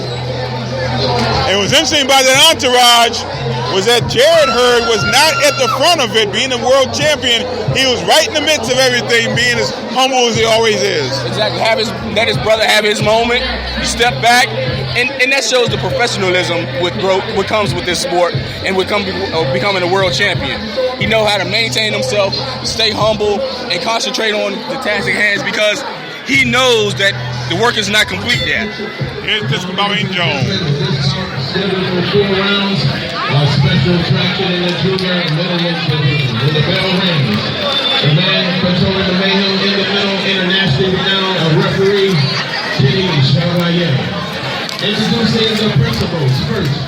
Right now, the blue corner, he's wearing the black trunks. He weighed in at a ring ready, 156.8 pounds. After 2 pro bouts, he's looking for his first victory right here tonight. Hailing from Roanoke, VA. Ladies and gentlemen, please welcome Alberto Delgado. And his opponent right now, the red corner. He's wearing the black, white, and blue trunks. He weighed in at a top teaser, 154.8 pounds. Undefeated in his young career. At 2-0. 1 kill to his credit. And following the glove legacy of his brother, newly crowned IBF Junior World Middleweight Champ, Swift Jared Hurd, hailing from right up the creek in Acton. Boxing fans, please welcome Slick Justin. Please follow you with the final instructions.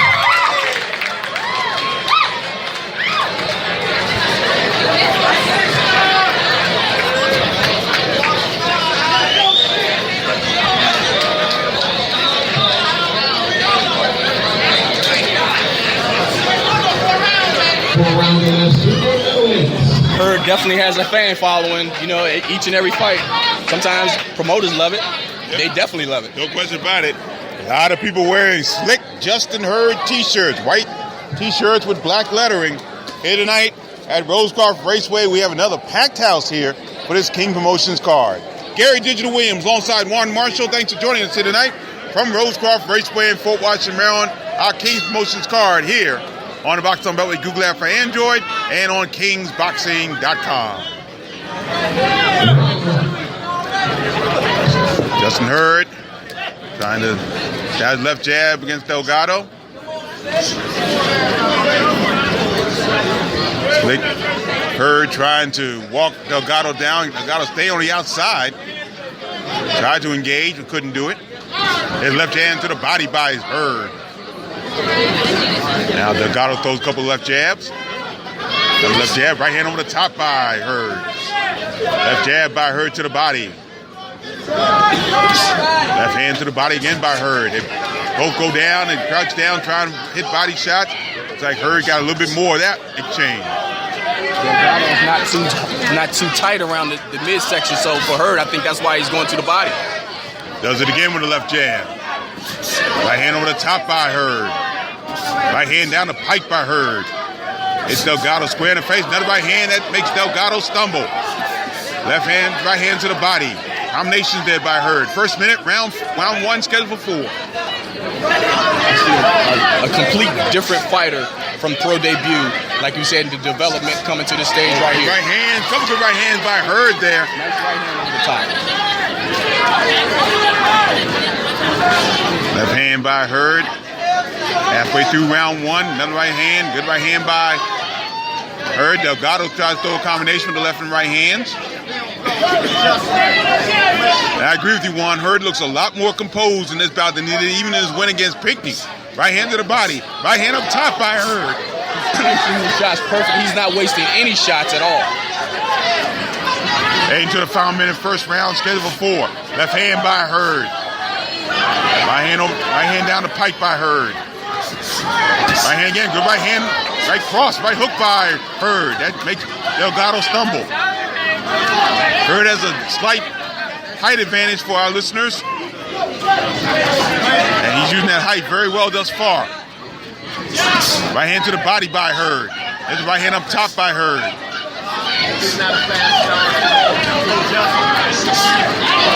Right hand over the top by Delgado that glances off the face of Hurd. A nice stiff jab that Hurd is placing in there. No question about that. And I think I just took a glance over at Hurd's corner, and as a coach Ernesto was telling them to come over top with the right hand after he sets up the jab. And I think that's what he's going to look for. Here we go, round 2. We're scheduled for 4.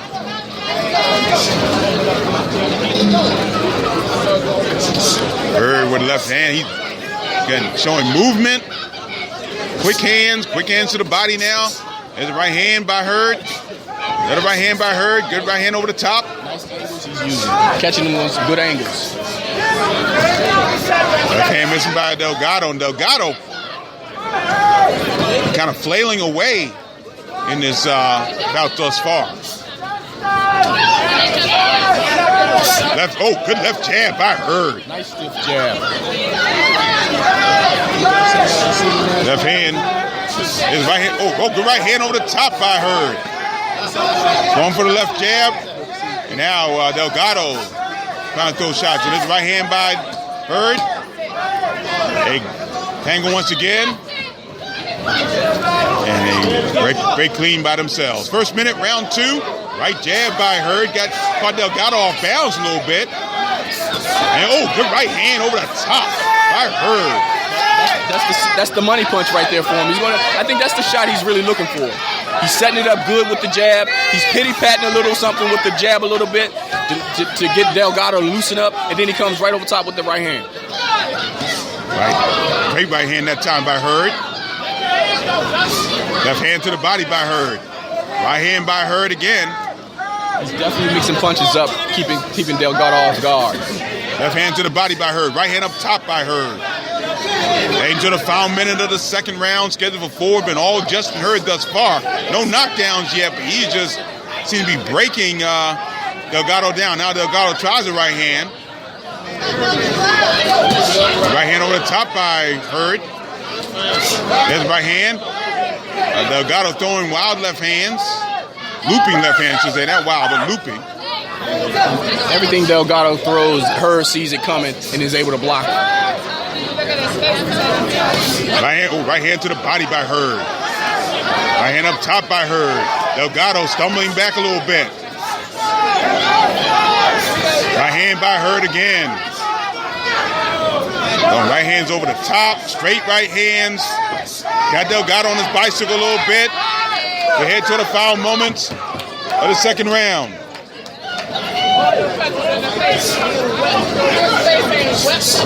Left hand by Hurd to the body that time. Caught in Hurd's own corner is Delgado. I'm surprised Delgado hasn't went down yet. He's been very tough here. To the body, do it again. Final seconds, second round. Again. Body shots by Hurd. The body. As this round will come to a close. Good round once again with Justin Hurd, and just steadily trying to break down a very tough Delgado right now. Maybe the way Hurd's fighting, it looks like he's not looking for the knockout. He's just trying to put himself together, get some rounds under his belt.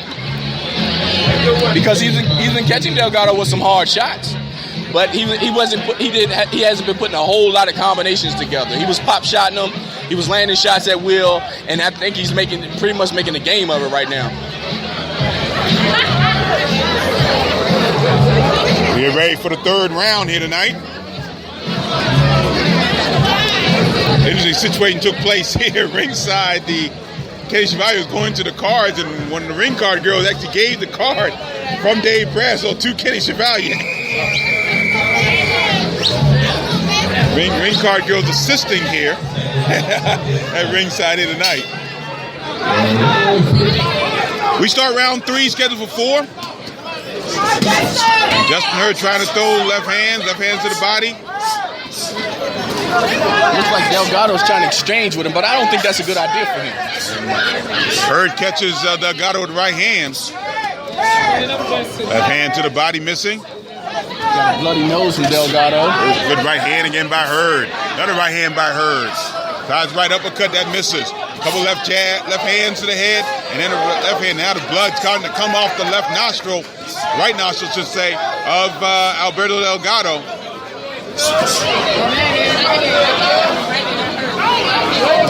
Left hand to the body by Hurd. Tapping Delgado in Delgado's own corner. Kenny Chevalier is taking a very good look at Delgado. Another right hand by Hurd. Another right hand by Hurd. Left hand by Hurd. Right hand to the body. Left hand to the body by Hurd. Both sides are starting to bleed. The nostril in bad shape for Alberto Delgado. That's going to be tough to breathe.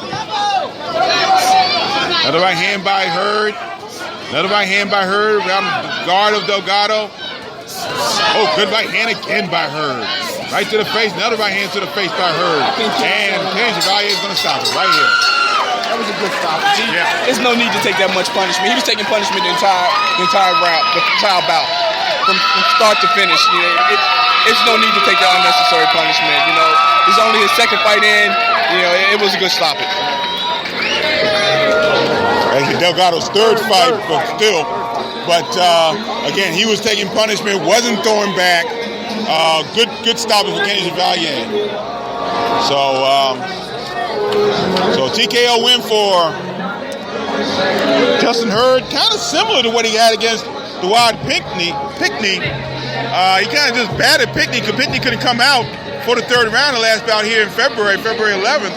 But it was much the same. So he hasn't gotten like clear knockdowns, but the pressure that Hurd has put on has improved in each fight that he's had. And sometimes in boxing, it's not all about the knockouts, but it's about the dominance of a fight. And that's what we saw tonight. It was just dominating to be able to stop your opponent. And sometimes he might not hit the canvas, but you do enough for the referee to say, okay, this fighter's enough. You know, this fighter can't take anymore. He's just getting beat up. He's not in it. Let me just let him live to fight another day.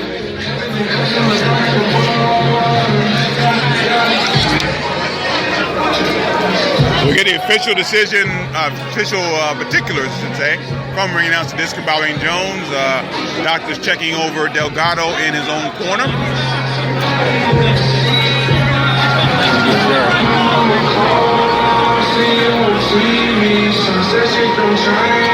Like you said, it's excellent performance from Hurd. He put combinations together, used the jab upstairs and downstairs perfectly.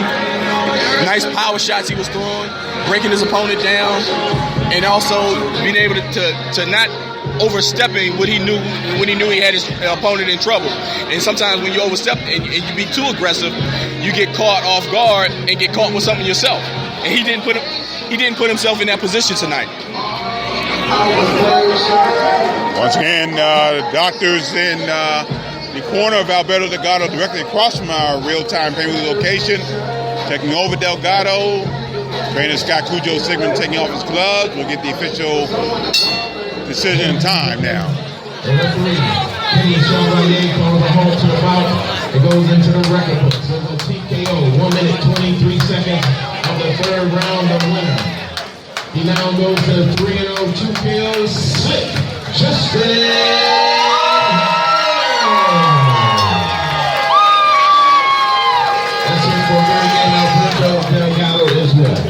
So 1:23 of the third round, the time of the stoppage. Justin Hurd now 3-0, 2 KOs, and Alberto Delgado now 0-2-1. So continue good performance for Slick Justin Hurd. Definitely a marked improvement from his pro debut back in November of 2016.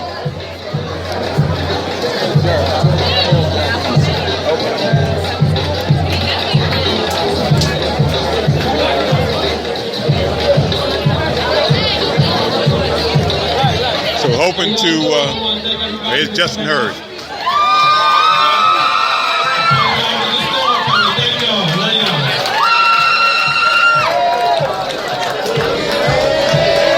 So again, the fans are doing a good job. Fans get a chance to listen to Justin Hurd.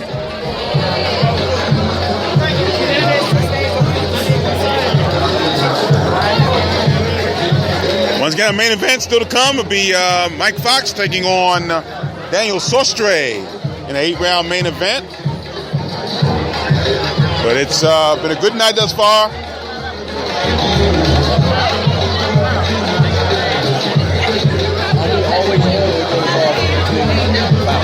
I'm gonna end up chopping it, so y'all can just go ahead and do y'all thing. But like, after they announce the winner and spin around, I'm gonna cut it, and it's not gonna come back on until they're announcing it. But it's important either way. So right now, as we get ready for our next bout, we're going to talk to the gentleman who watched his younger brother tonight put on a very good performance. He is indeed the IBF Junior Middleweight Champion of the world. He's Swift Jared Hurd, and Jared, congratulations, and of course, assess your brother's performance tonight. Oh, it was outstanding. You know, he didn't get touched at all. He looked good. Took his time all 3 rounds, and he got his stoppage. He was happy with the performance. I've seen marked improvement over all 3 of his bouts. What have you been doing to work? What have y'all been doing to work on that improvement that he's had? Like I said, we helped him teach him to learn to take his time. In his first fight, he was kind of anxious and he wanted to get the guy out of there. He was landing and he wanted to throw a lot of punches. So we get him to take his time right now, and he's learning and listening. No question about that. Juan? Yeah. Like you said, we saw the improvement in the gym. Do y'all work on separate things, or y'all work on the same thing together? We do the same exercises, but as far as mid-wise, we do different things because Justin's more speed-wise, and he's a lot sharper than me. I got the power, so Nesto likes allow me to set my shots up more and place them better. He like Justin just let his hands go and get the guy out there with majority of punches. But let's talk about this new title now that you have. You know, how are you handling that? Oh, it feels good, you know. It's a good feeling walking around being called the champ, you know. So I'm happy I was able to bring the belt back to the state of Maryland, and I plan on holding on it for a long time. Good enough, and of course you put that title right back on the line coming up on schedule B on Saturday, July 27th. Right now, it looks like the Barclays Center, but we look like your opponent is going to be the former world champion, Austin No Doubt Trout. What do you expect from Austin Trout? Austin Trout, we have shared the ring before. He is a pretty slick fighter. But one thing that I feel like is going to be that's going to dictate this fight is my size. Austin Trout, he's 5'9", he's much shorter. He's almost like my trainer, Ernesto. And I feel like I'm going to be able to overpower my size. I feel every fighter after watching my last fight, their game plan coming into the fight is going to be to try to outbox me. But we've been working on our footwork, and we're able to box too. But just for that style with Tony Harrison, we trying to switch it up. And you had some time to actually sparring against Austin Trout over the Headbangers. How was that sparring? Did he show you that he has any kind of power that you're concerned about, or some things that you go into the ring with confidence? The first 2 rounds kind of like we did 2 rounds with him. So the first 2 rounds kind of like filling out rounds, but I got the better on him in the rounds, and I landed some solid shots. And afterwards, he told me like, man, you got a lot of power, and those were 20-ounce gloves on. So I sparred him twice, 2 rounds each time, and each round I landed some solid shots on him. But after that, he switched up sparring on me. And do you see some weaknesses with Trout that you definitely you can expose? Oh yeah, most definitely. He carries his lead hand low, and he kind of puts his weight on his front foot a little bit. And like I said, I'm a taller guy, so I'm going to be punching down on him. And that's going to be another factor with my jab, punching down over top of his shoulder. He doesn't keep his left hand high, his right hand high. So, just little things like that that's going to make the difference in the fight. And once I get a jab going, I got a longer reach. It's going to kind of try to overextend or reach in and try to hit me, so I'm going to counter him. And those will be the plan, throughout the whole night. Good enough. Well, Jared, we'll let you celebrate with your brother. Great win for him, and look for a great thing for you. July 27th, Barclays Center looks like against Austin Trout. July 29th. July 29th, July 29th. Saturday, July 29th, from the Barclays Center in Brooklyn, New York. Thanks so much, very much. Appreciate it, Jared. Appreciate it. All right. IBF Junior Middleweight Champion, Swift Jared Hurd, with an undefeated record and the title on the line against Austin Trout on, once again, Saturday, July 29th from the Barclays Center, looks like, in Brooklyn, New York.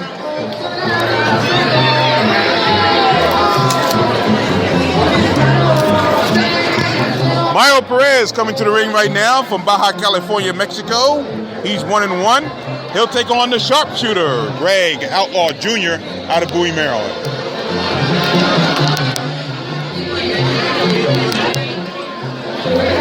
Kevin Rivers next.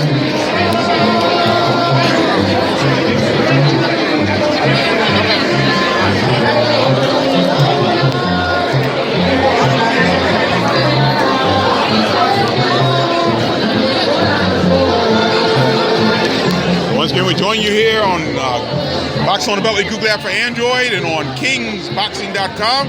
Coming tonight live from Rosecroft, Raceway in Fort Washington, Maryland. This King's Promotions card, which has been outstanding as far as the knockouts concerned. They have been knockouts, but they've all been very competitive thus far. Yeah, this is a great competitive card so far tonight, and I think it's going to be like that for all 6 bouts.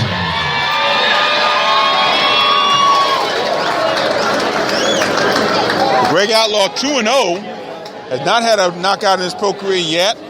Very slick boxer, and has some speed to him. And we'll see what happens against Mario Perez. He's very crafty as a fighter. You know, a lot of speed. He uses a good angles. I like about him, and I think he's going to be one of those fighters where his speed is going to start to set up knockouts because of the angles he's going to be using, and he's going to catch his opponents off guard sometimes. Basically, if he can get that timing right with speed and accuracy and with the right angles at the right time, landing that punch, those are when the knockouts are going to start to come.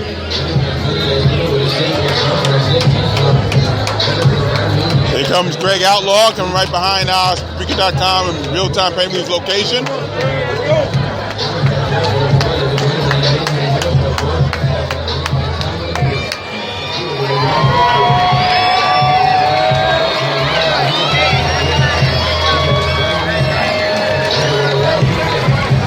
Greg Outlaw in the ring now.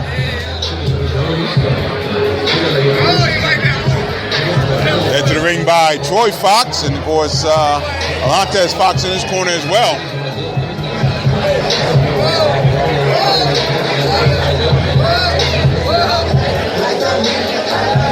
Greg Outlaw, member of 2 regional Golden Glove Championship teams here in the Beltway. Here's ring announcer Disco Bobby Jones. Special attraction bout is scheduled for 4 rounds or less in the junior welterweight division. Your referee, Dave Braswell. Introducing the principals. First, find out the blue corner is wearing the green and blue trunks. He weighed in at a lean and mean 137.4 pounds, sporting an even professional record in his young career. 1 victory, 1 loss. He comes to us all the way from San Felipe, Baja California. Hey fans, please welcome Mario El Cuevo Perez. His opponent fighting out the red corner is wearing the green, black, and silver trunks. He weighed in at a long and strong 137.2 pounds.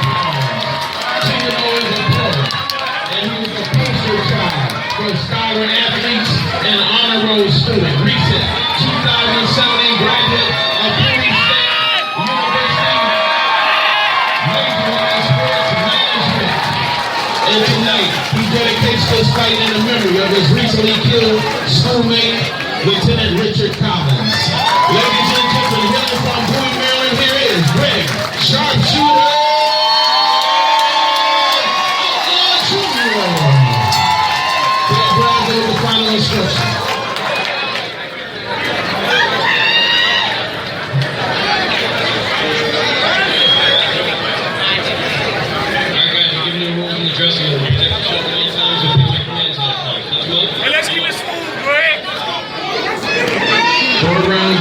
So congratulations to Greg Outlaw, a graduate now at Bowie State University.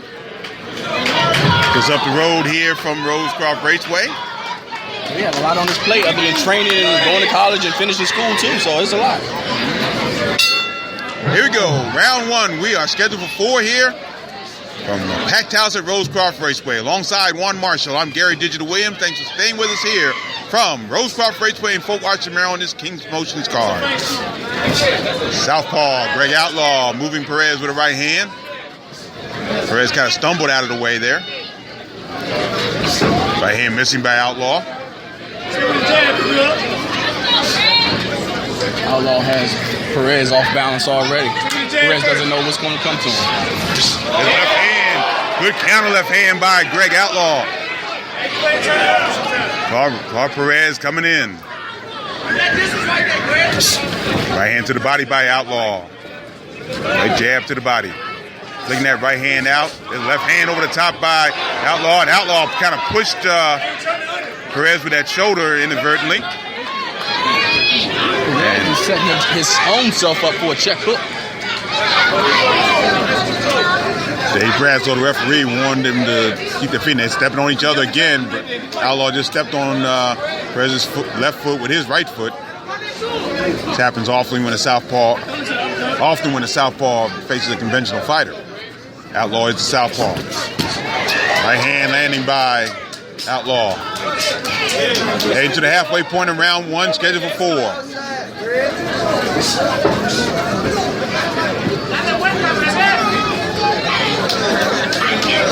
Left hand over the top. That left hook is paying dividends for Greg Outlaw. Outlaw very patient so far. There's a right hand to the body. Right jab to that body by Greg Outlaw.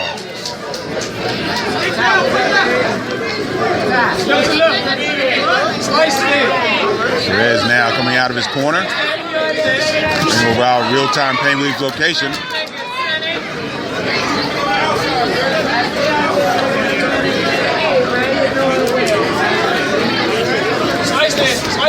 Left hand over the top by Outlaw once again. Set up right hand to the body. And left hand by Perez, and Perez goes down. The referee Dave Bradshaw not called a knockdown. Heading to the final seconds. Once again, the feet tangling a little bit, and that's what referee Dave Bradshaw calls. So no knockdown there. Right hand missing by Outlaw. We head to the final moments of this first round. Right jab by Outlaw. Left hand over top, right hand by Outlaw. Here's the right hand to the body by Outlaw. Final seconds, first round. Very tactful performance for the sharpshooter, Greg Outlaw. Looking at left hand, lands a right hand there. As the bell rings about. I think Greg Outlaw knows he has his opponent off guard. He's fighting backwards. He's able to establish his jab like he wants to, and he's doing an excellent job doing that. Perez is not showing him anything, so Outlaw is able to do whatever he wants to do in his bout.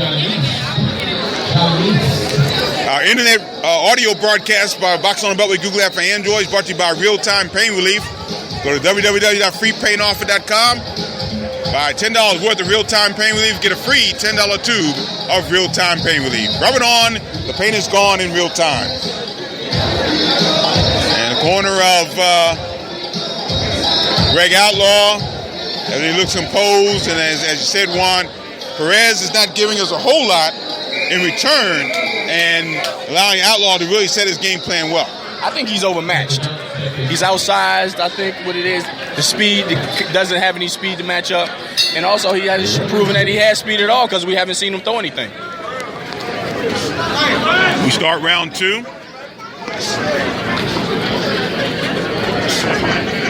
Scheduled for 4. 1, 2, 1, 2.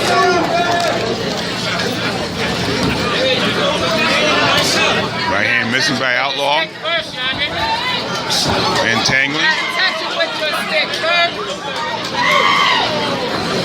Right hand over the top by Outlaw.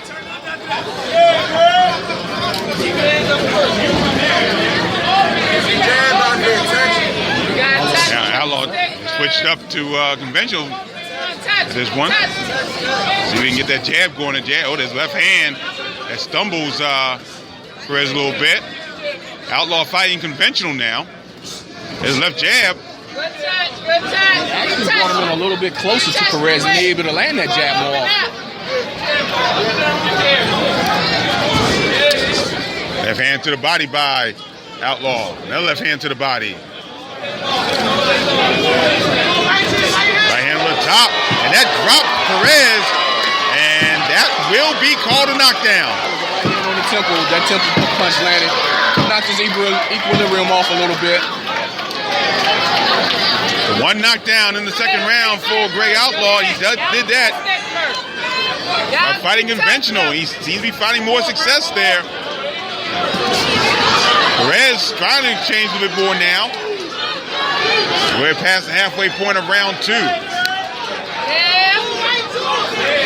stick first. Outlaw trying to throw his left jab now. Without Freaky.com location, they tangle once again. Go back to it. Referee Graslow separates him. Left jab by Outlaw. Left hand by Outlaw. And once again, Perez starting to change a little bit more in this second round.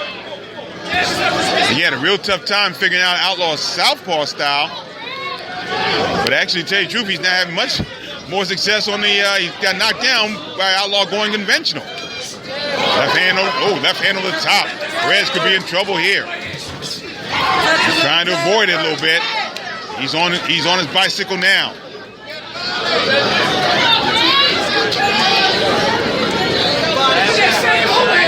Into the final moments of the second round, scheduled for 4. They tangle once again. Referee Graslow has separated them. And warns Perez keep his head up. Final seconds, second round.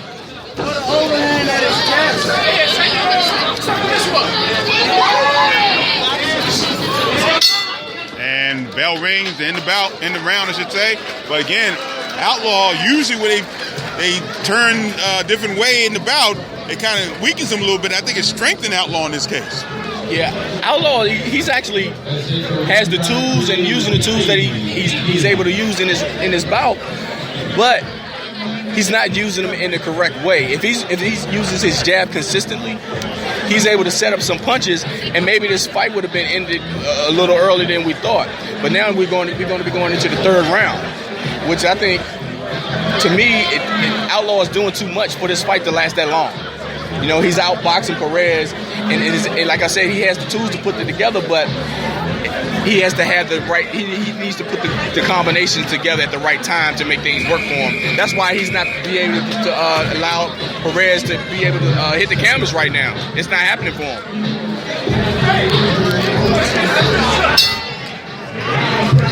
Round 3 was scheduled for 4 here. In this contest, Greg Outlaw Jr. out of Bowie, Maryland, scored a knockdown in the second round. Right hand over the top, missing by Outlaw. He's trying to walk Perez, who's a little shorter, trying to walk him down a little bit. Not much shorter, though. They're about similar in height, really.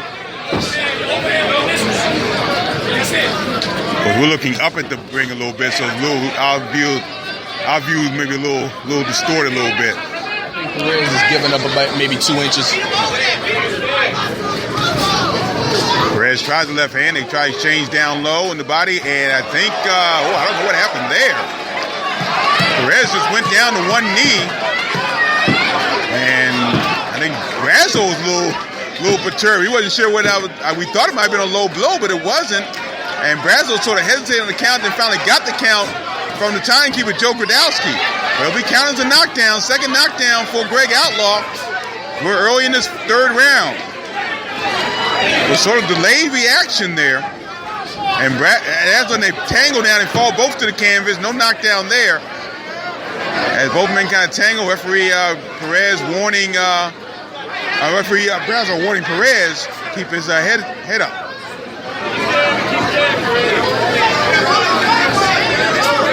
Past the first minute, round 3 scheduled for 4.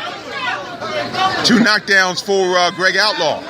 If Perez wants to do anything, he's going to have to take a risk and jump in there and try to throw some punches or something, try to get inside. Because right now he's staying tight, but he's not trying to throw any punches. Heads came close to clashing there. Perez tries the right hand. He gets caught with a left hand in return from Outlaw. And backs up Perez. Perez trying to hang on and almost kind of lift Outlaw a little bit. He hangs on to the legs. But Outlaw came back with a good punch, and that stumbled Perez once again, made him stumble backwards. Outlaw continuing in the conventional stance, which has been very successful thus far. He's got him 2 knockdowns in this contest, 1 in the second and 1 here early in the third. Right hand over the top by Perez. They tangle once again. And referee Braslow separates him. There's a left hand by Outlaw. Outlaw going to the body. They tangle once again. Perez hanging on to the right hand. And he keeps, and once again, Braslow warns him to keep his head up. Wants Perez. Left hand by Outlaw once again to the face of Mario Perez. Final seconds, third round. Another knockdown for Outlaw. Left hand to the body. Perez trying to run away from Outlaw. They tag once again and the bell rings, but Perez got on his bicycle real quick toward the end of that third round.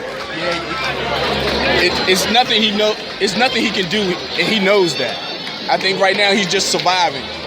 But my thing is, I wonder why Greg Outlaw isn't putting the combinations together, but off of using his jab to set everything up. You know, and if he uses his jab more, he'd be able to put them combinations together that I think he's trying to, but he's trying to do it without using that jab, and he's not be able to get close enough inside so those punches can land like they're supposed to. Well, what do you think Outlaw is more comfortable, conventional or southpaw? Now, he's got the 2 knockdowns for the conventional, but does he still look comfortable in that conventional fashion? I think he's a comfortable southpaw, but right now it's the conventional style that's working for him. Please, this is the 4th and final round. Both men tap gloves, and they start the 4th round. Outlaw in the green trunks with the silver trims. Perez in the blue trunks with the lime green trunks. For those listening on the Box on the Beltway Google Left Fan Joy. There's a left hand by Outlaw.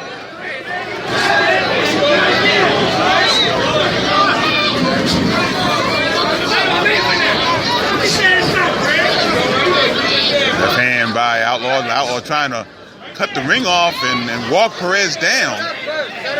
And having a tough time doing that at the moment. A tough time landing shots right now. Yeah, I think he needs to start going to the body a little bit and then start going underneath. I haven't seen him use an uppercut right now, and I think that's the punch that will work against Perez. Every day, Braslow warning Perez for holding. First minute, final round. Tango once again. Outlaw trying to throw the uppercut a little bit inside. Referee Braslow tells him to separate. Right hand over the top by Perez. He gets caught with a body shot to the right side by Outlaw, and Perez takes a knockdown once again. Count of 4, 5, 6, 7, 8. Perez back up. Third knockdown for Greg Outlaw. 1 in the second, third, and fourth rounds. Left hand by, right hand again by Outlaw to the body. Now got caught in the head at the end, and I think the commission's telling him to stop it, and they will do that. So the sharpshooter, Greg Outlaw, gets his first knockout pro victory. He started putting those punches together like I was hoping he would do, or anticipating that he should do. And it worked out for him. He started going to the body a little bit more. And like I said, I wanted him to use the uppercut, and that's what he started to do. And when he started landing uppercuts to the body, I think that was broke him down, and he was able to come over top and back up, use that stiff jab. It was a couple of stiff jabs to actually back Perez up and to send him to a knee. Well, what's interesting about this card thus far, you've had 4 bouts not go the distance, but they've been 4 of the most competitive knockouts that you want to see in quite some time. I think this was the least competitive of the 4 because Perez gave very little offense. However, I just think that, again, it's taken long for them to do it. They're tough competition, not laying down. The competition is trying hard, but the 8 side is just doing the job right now. Perez, to me, doesn't seem like a fighter that we've known to see to lay down. He's not that type of fighter. He was just outboxed today by a faster, more talented fighter in Outlaw. That's all it was to me. So once again, the doctors go to the blue corner and check on the boxer there. I'll wait for ring announcer Disco Bobby Jones to give us the official time of the knockout.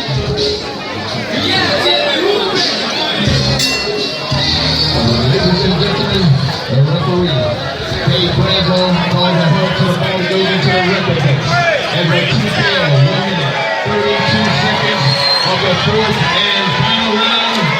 Behind 3-0, the sharpshooter,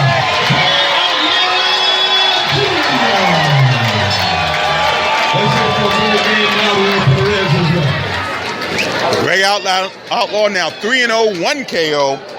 And Mario Perez 1-2. Once again, a really good performance for Greg Outlaw. And again, he switched to conventional after the first round, and he seemed to be much more successful. He got 3 knockdowns, 1 in the second, 1 in the third, and 1 in the fourth. Actually, he got 4 because he had two in the fourth round, and they were able to finish the job. Being able to switch like that is an advantage for any fighter going into a fight, because I guess Perez was trying to adjust to his southpaw style, and then when he thought he made that kind of adjustment, Outlaw switched back to a conventional and was able to even perform even better and landed more power shots with that. And I think that was a success for the night, being able to switch, land the power shots, and be able to finish the fight.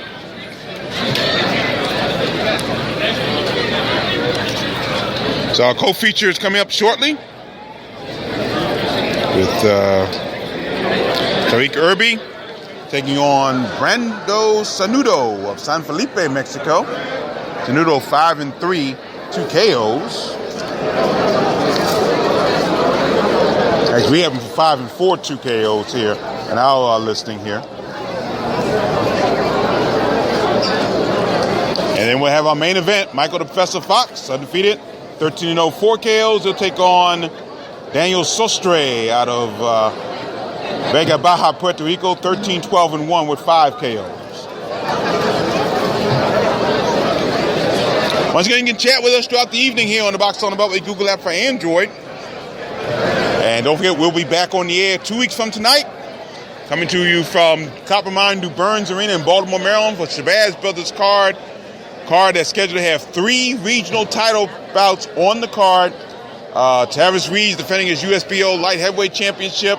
Tori Nelson defending whatever championship she wants to defend at this particular time. She's got so many. Yeah, she can just pick one. She's pick one right now. And Tyra Shear Douglas in a bout that may steal the show.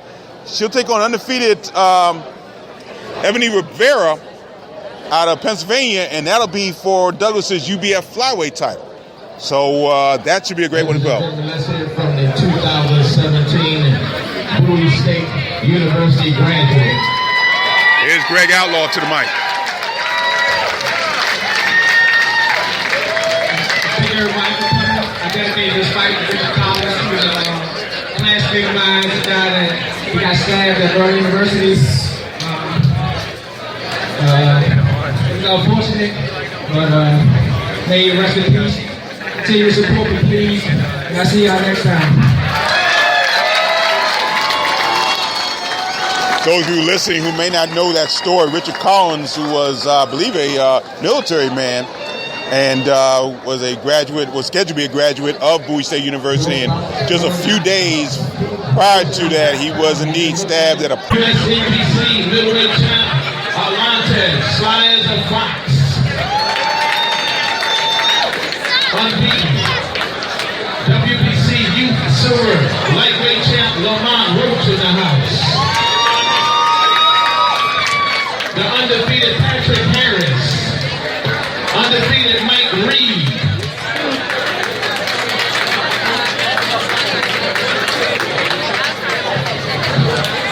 I've been informed by Ross Malzinski we have a little bit of time, so gentlemen, come on up. Whose names I call, come on up in the ring for a group picture. We're going to have an intermission at the moment, and listen to Disco Bobby and Jones. So we're back here, right here at the Rosecroft Raceway. Stay with you. We're hearing some of the ambiance here.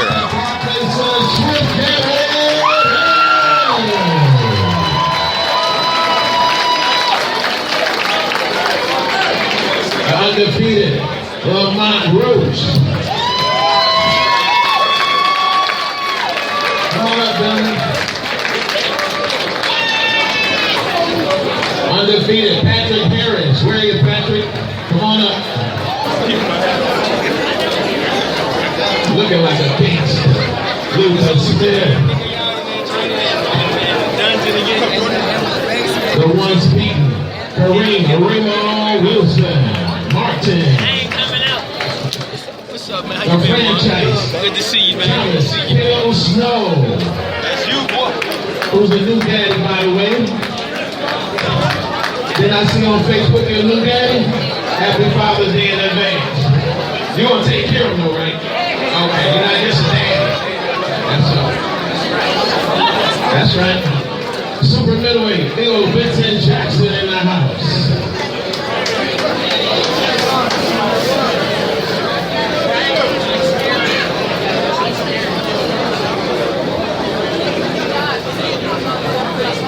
All right, take a picture, fellas.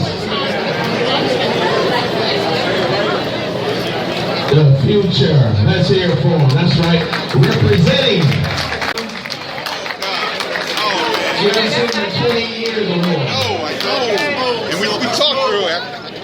Kevin Silky Spoon Fullington. Oh, my goodness.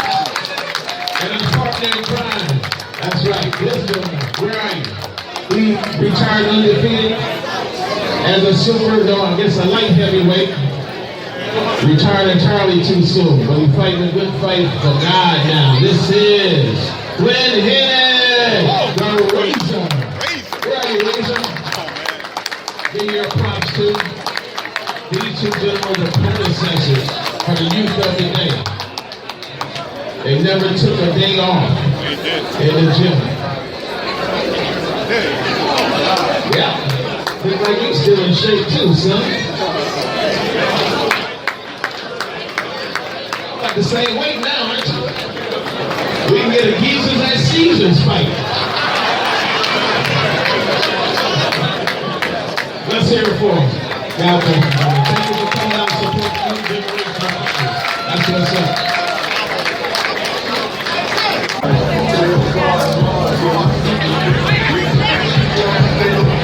So a lot of boxers here tonight. We had the likes of Lantes Fox, Kevin Rivers Jr. We talked to Jared Hurd and Lamont Roach earlier tonight.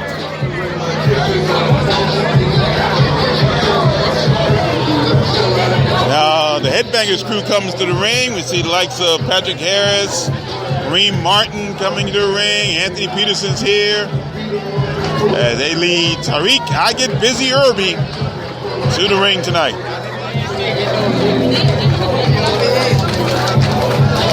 Thanks for staying with us here tonight from Rosecroft Raceway in Fort Washington, Maryland. Gary Digital Williams alongside Juan Marshall.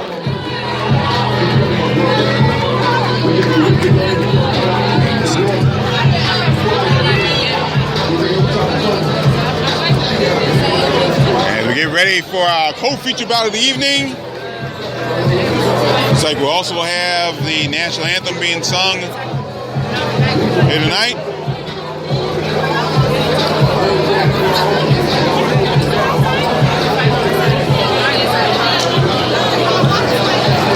We're ready to go back to DC Boxing Hall of Famer, the one and only Discombobulating Jones.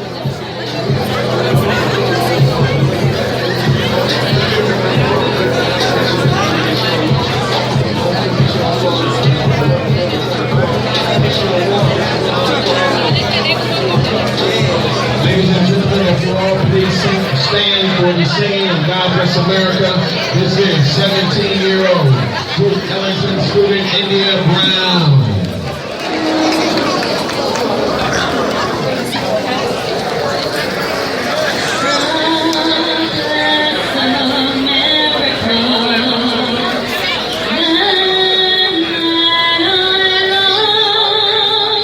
Stand beside her and guide her.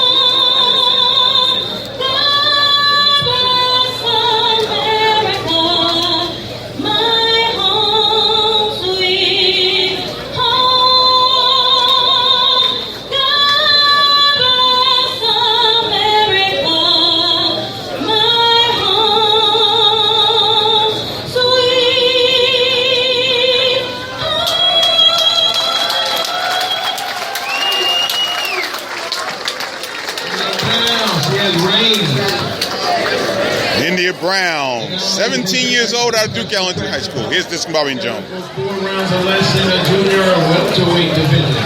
The referee, a 6-rounder now in the junior welterweight division. The referee, Kenny Chevalier. Introducing the principals. First, find out the blue corner, he's wearing a black and gold trunks. He weighed in at a rough and tough 142.8 pounds. He comes to us with a winning professional record, 5 victories, 4 defeats, with 2 KOs to his credit. From Baja California, Mexico, here it is, Brandon Saludo. And his opponent find out the red corner. He's wearing the white and purple trunks. He weighed in at a right and tight 142.4 pounds. After a highly successful amateur career in which he captured multiple national and world titles, he's now 2-0 as a pro with 1 KO to his credit. Hailing from Forestville, Maryland, fight fans, here is Tyreek. I get busy. Kenny Chevalier with the final shot.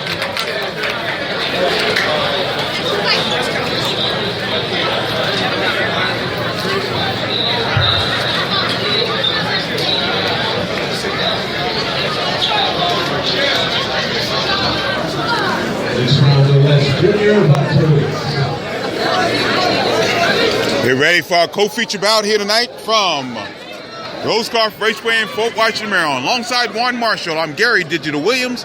6-round co-feature here in front of a packed house at Rosecroft Raceway for this King's Promotions bar card right here on KingBoxing.com and on the Boxing on the Beltway Google app for Android. And on Spreaker.com and iHeartRadio.com.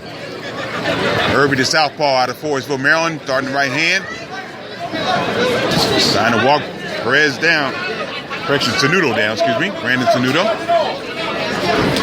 Left hand underneath by Herbie. Right. And Sanudo looks like he tripped up over the leg of Herbie. And no knockdown called by referee Kenny Chevalier. Left hand to the body by Herbie.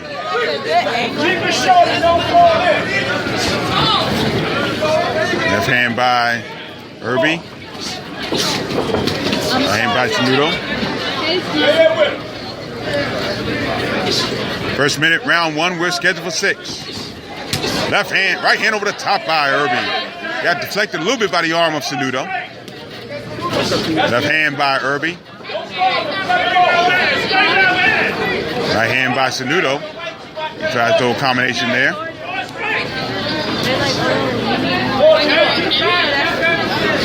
Sanudo throws the right hand to the body. Misses. Left hand to the body by Herbie. Right hand underneath by Herbie. Just missing right hand. Left hand to the head by Herbie there. Herbie just, right now, just trying to cut the ring off on Sanudo. Sanudo not the fastest guy we've seen. Right hand over the top by Herbie. Past the halfway point, round 1, scheduled for 6. Herbie trying to stick out that right jab. Right hand by Herbie. Left hand to the body by Herbie. Sanudo stay on the outside. Tries to land a left hand. Herbie with a combination to the body. There's a good right hand up top by Herbie. Right hand by Herbie. Left hand to the body, just missing by Herbie. Herbie now trying to cut the ring off on Brandon Sanudo. Right hand missing by Herbie. Right hand totally missed by Sanudo that time. Herbie did a good job getting out of the way of that one. Inside the final minute of the first round. Good right hand to the body. They're right now our real-time pay-per-view location. And Sanudo now moves off to his left. Over in the far neutral corner, diagonally across from us. Final seconds, first round. Sanudo tries to throw right hand. Left hand just missing there by Herbie as the bell rings to end the first round. Herbie's making good use of that jab, setting everything up. He's being nice and patient, and with that patience, he's been able to establish himself very well. And also using the jab, he's able to back Cenudo up a little bit. And Cenudo is not conscious of those jabs coming in, and that's when Irby goes to the bottom and start to land those body shots. And we won't have any problem watching him go to the body because that's the headbanger's way. They're body punchers. They dig deep, and later on in the rounds, we're going to see Tyreek Irby put on what the headbangers call the earmuffs or the headphones, and start going to the body and digging more deep into the body and backing Cenudo up into the ropes.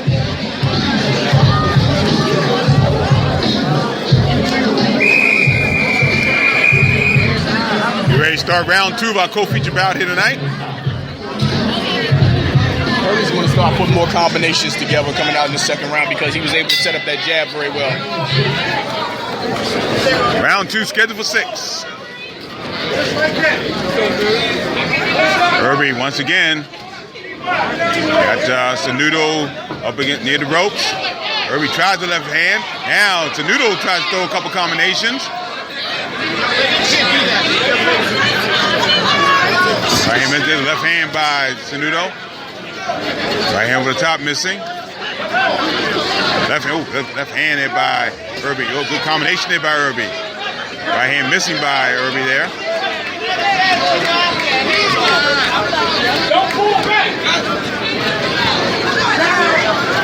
Left hand missing by Irby. Trying to did a good job that time cutting the railing off. He landed a good combination there with the right and the left hands. Jab set those combinations up perfectly, and that's what he's able to do. Like I say, he's going to back him up into the ropes and get off more combinations. Irby just walking Cenudo down throughout this contest. Left hand again, the left hand, good hand, right hand to the body, left right hand up top. Irby skips into a move there. Maybe able to hear the headbanger Kim telling their man Irby to stay behind that jab. Heading to the halfway point of round 2. Good left hand by Irby that time. Solid left hand jab going to the face of Cenudo. Irby the southpaw. There's right hand to the body. Left hand missing by Irby. Irby originally from Washington, D.C., now fighting out of Forestville, Maryland, nearby.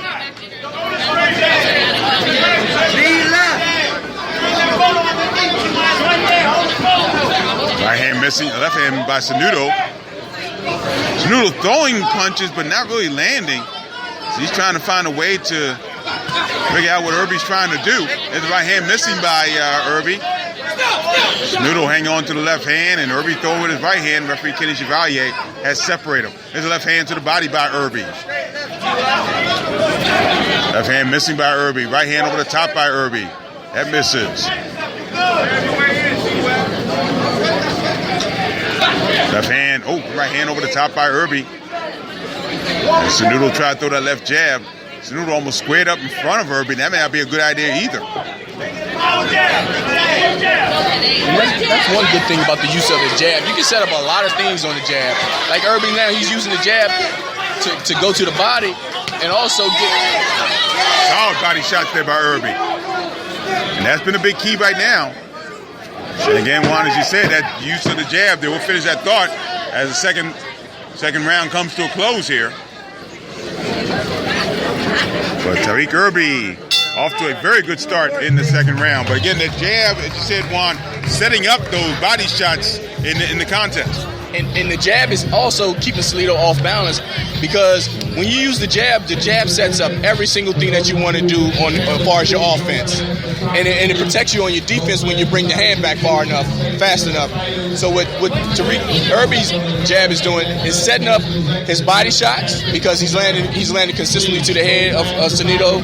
And also he's able to counter off of what Cenudo's doing, and that's why Cenudo is actually getting out punched and out banged. And those now Irby is starting to land more power shots now because in his corner, I'm pretty sure that Barry Hunter's going to tell him to start going to the body more often.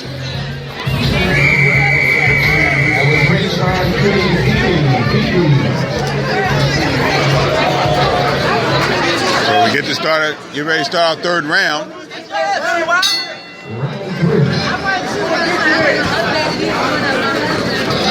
Oh, left and right hand missing by Sanudo. Start off third round. Back in the jab. Left hand missing by Irby. Good left hand by Irby. That backs Sanudo into the far neutral corner there. Now this is when the power is going to sit in. Now I noticed that Irby's he's starting to sit down and squat down a little bit more. He's going to start throwing those power shots, and that's what he's doing now. Yeah, he threw a right hand just then. Just missing the right uppercut, right hook that landed nicely early on. Right hand by Sanudo by Irby. Right hand on the top, left hand by Irby. And you notice how he has his feet planted now, so that means he's going to be digging down when he's coming underneath those with those body shots. It's going to start throwing harder shots. Good right hand there by Irby. Got Sanudo backed up in Sanudo's own corner. And really just following Sanudo around the ring, trying to cut him off.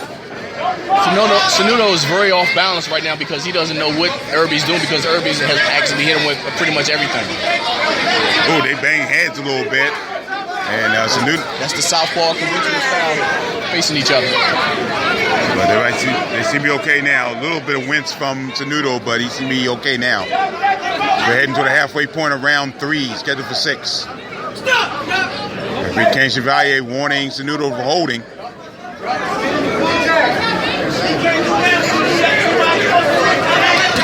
Right hand missing by Irby.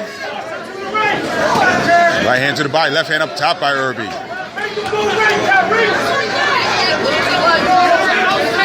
And the right hand by Sanudo. Sanudo finally lands a good punch there. Irby seems to be okay there. Walk right through that. I hear his corner telling him to make him go right, and that's the right thing to tell him, because he's running into everything if he makes him go right. Inside the final minute of the third round, they tangle once again. Referee Chevalier lets them break out. Irby with a wild right hand that misses. Sanudo ducked that one. Sanudo lands a couple good right jabs. Another right jab. Irby's corner wants to make Sanudo run into a left hook. That's why they're trying to make him go right. Left hand. There's the left hand there. Another right hand there by Irby. Right hand to the body. Sanudo try to come back. And to the final moments of the third round, Irby sees to trap Sanudo right now, but Sanudo just barely gets away there. And Sanudo now bleeding from the mouth. Right hand by Irby. Right hand to the body by Irby. A left hand by the body, I should say. That was left hand. It landed there, and the bell rings at the end. But Sanudo's starting to bleed from the mouth, so we'll see if the doctors on the Sanudo side of the ring will take a look. But we saw blood just drip out of the mouth of Brandon Sanudo. I don't see anything else. Maybe just a cut lip or something. So it looks like it was worse than that. It looks like it looked worse than it actually was. Blood. Looks like some blood he was holding in and just spit it all out one time. But it's been a dominating performance thus far for Tariq Irby, and the crowd seems to be enjoying it here at Rosecroft Raceway. Another packed house here at Rosecroft Raceway for the Kings Promotions cards. This is definitely a fight element. This is the right venue for it. Fans can get right here, perfect venue. Fans can get right here, right at the ring, and see all the action right in front of them. Well, this has been a historically great place for boxing for the last few years here in the Beltway area, Rosecroft Raceway, Fort Washington, Maryland. Here we go, round 4, scheduled for 6, alongside Juan Marshall, Gary Digital Williams here at ringside for our broadcast on Boxing on Beltway Google app for Android, as well as on Spreaker.com, iHeartRadio.com, and on KingsBoxing.com. Right hand landed by Irby. Oh, listen with the left hand. There's another right hand by Irby.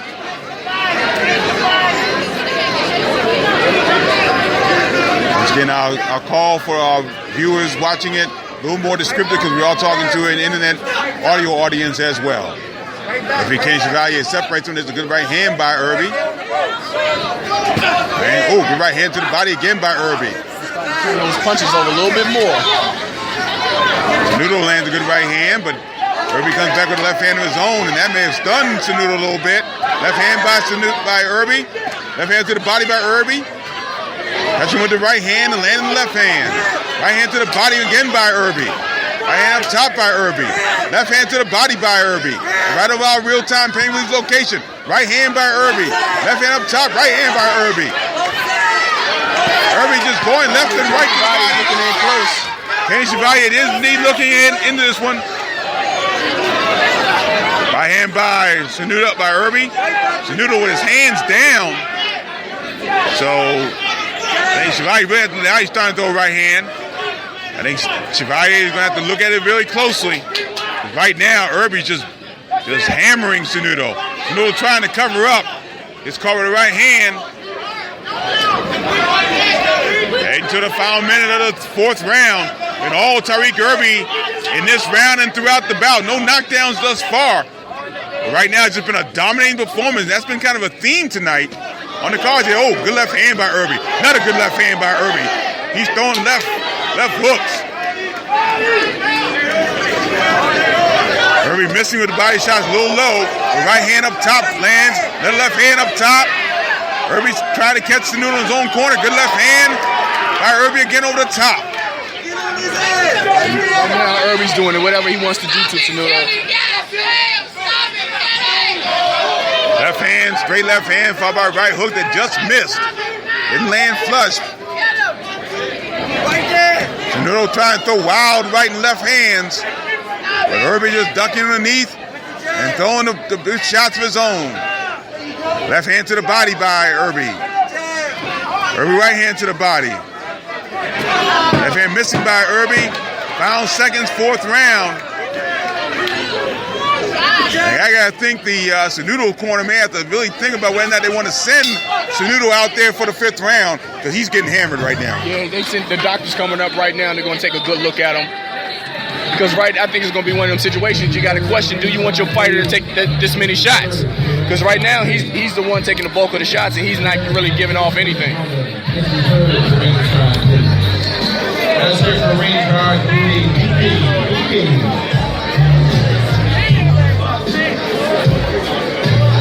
Dr. Craig Fisher and Dr. Robert Davidson on that side. They're discussing it right now.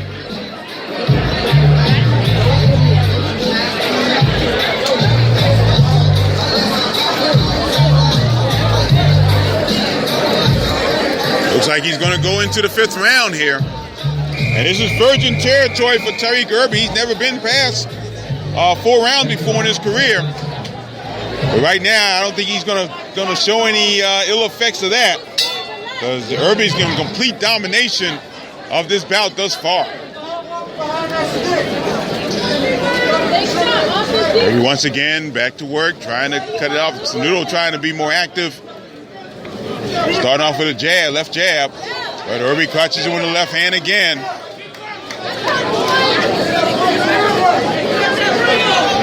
Right hand.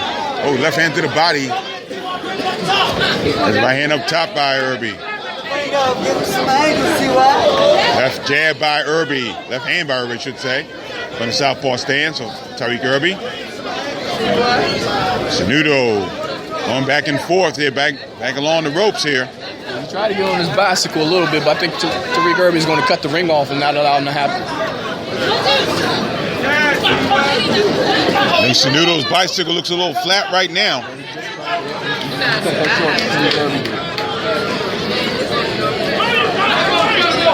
Right, oh, left hand to the body by Irby.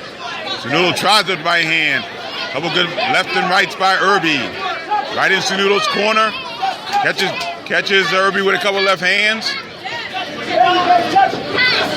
Another left hand by Irby. Sanudo tries the right hand in close. Landing a little bit there. First minute, fifth round. They tangle once again. Referee Kenny Chevalier separates them. Left hand over the top by Irby, just glances. Right hand by Irby. Irby trying to cut the ring off on Sanudo, who's just going around the perimeter of the ring right now. Oh, right hand by Irby, another right hand by Irby, up to the face. Left hand missing the uppercut.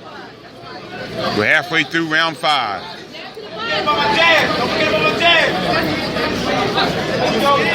With a right jab missing. Noodle is out of the way, but Noodle throwing absolutely no offense right now. Left hand, right hand by Irby. Left hand by Irby. Right hand to the body. This is where Tariq Irby needs to be. He needs to, when he has him against the ropes, he needs to use those angles so Sunito can't get off the ropes. When he tries to slide to the left, he needs to shift and cuts the ring off so he can keep him against the ropes and continue to put that punishment on him. Inside the final minute of the 5th round, scheduled for 6. Right hand to the body actually the head by Irby as Sunito ducked down. Sunito trying to get his guard up. Final seconds, 5th round. Irby did a 360, missing that right hand. Sunito trying to throw left hands. Looks like the bout will go to the 6th round. Irby, he's making it too easy for Sunito to get off the ropes. Even when he's applying pressure, Irby applies pressure, and Sunito just walks away. And Irby shouldn't be able to cut the ring off and keep him on those ropes so he can keep putting the pressure on him and maybe try to get a stoppage because he's taking enough punishment to be able to stop him. You know, he's sending the punishment off, but he hasn't caught him with that one solid flush punch yet. You know, he's been catching them, but it hasn't been flush like he wants to get, land. We're heading to the 6th and final round. Don't forget, we're back on the air on the Box On Belly Google app for Android.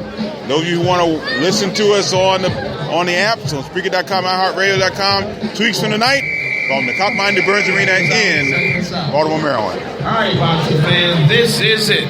Please put your hands together for both ring warriors. This is the 6th and final round. Both men tap gloves in the middle of the ring, and here we go. Tariq Irby.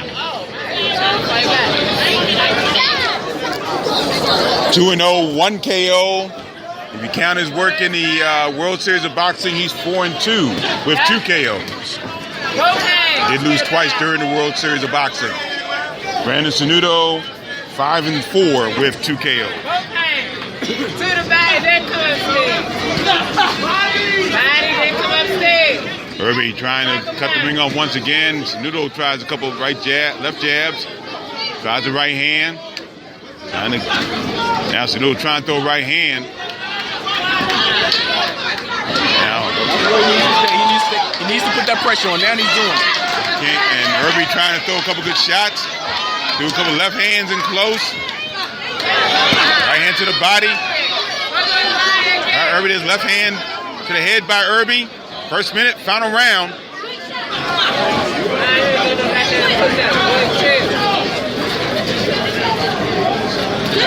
Left hand to the body, just a little bit low.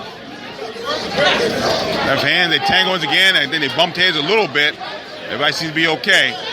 And Irby just walking Sunito down. He's been doing it the entire fight. Left hand, good left hand by Irby. Right over our real-time pay relief, and Irby switched the angle and hit him and landed a right hand to the body. Beautiful work. That was a perfect switch. Left hand, good left hand by Irby. Trying to throw the right jab. Sunito trying to throw his left jab. Sunito just looking to survive. Both men switching. Good body shots by Irby. Into the final minute of the final round. Sunito taking a deep breath. Trying to survive this last minute. There's a left hand by Irby. Right hand by Irby. Left hand missing by Irby. Sunito trapped in his own corner. Try to throw a right hand to get Irby off of him.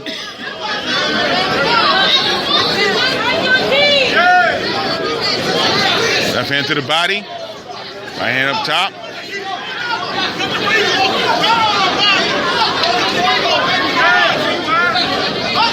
Good combination there by Irby.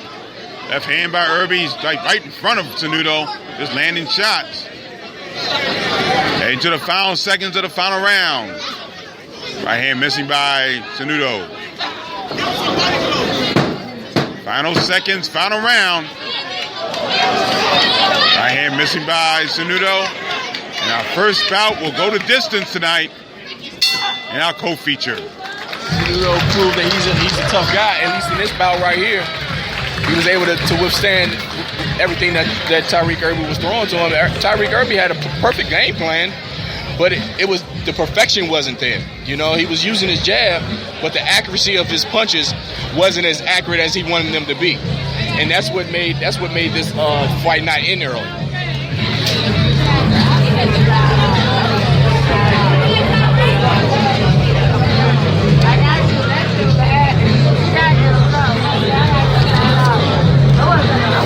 So we'll get the official decision of the judges from ring announcer Discombobulating Jones, and we'll go into our co-feature bout.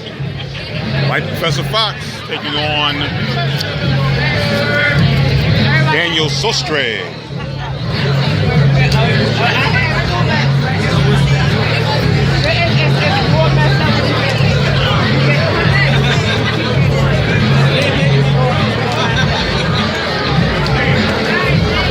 We come to you live tonight from Rosecroft Raceway in Fort Washington, Maryland.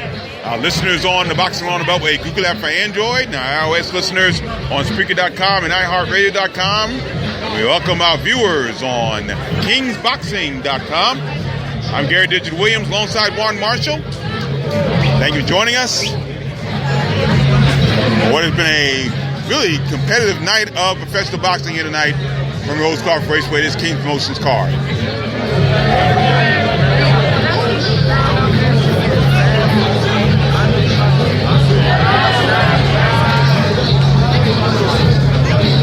For our audio listeners on the Boxing on the Beltway Google app for Android, immediately following our main event, we'll go into our Boxing on the Beltway post-fight wrap-up show. We'll recap this great night and get you set up for what's going on. We gave you a schedule earlier tonight of what's going on in June. Of course, our next broadcast will be 2 weeks from tonight on Saturday, June 17th from Coppermine New Burns Arena in Baltimore, Maryland.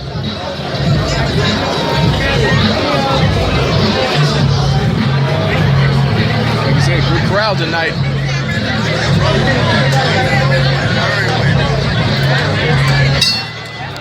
Ring announcer Discombobulating Jones, official decision. Judge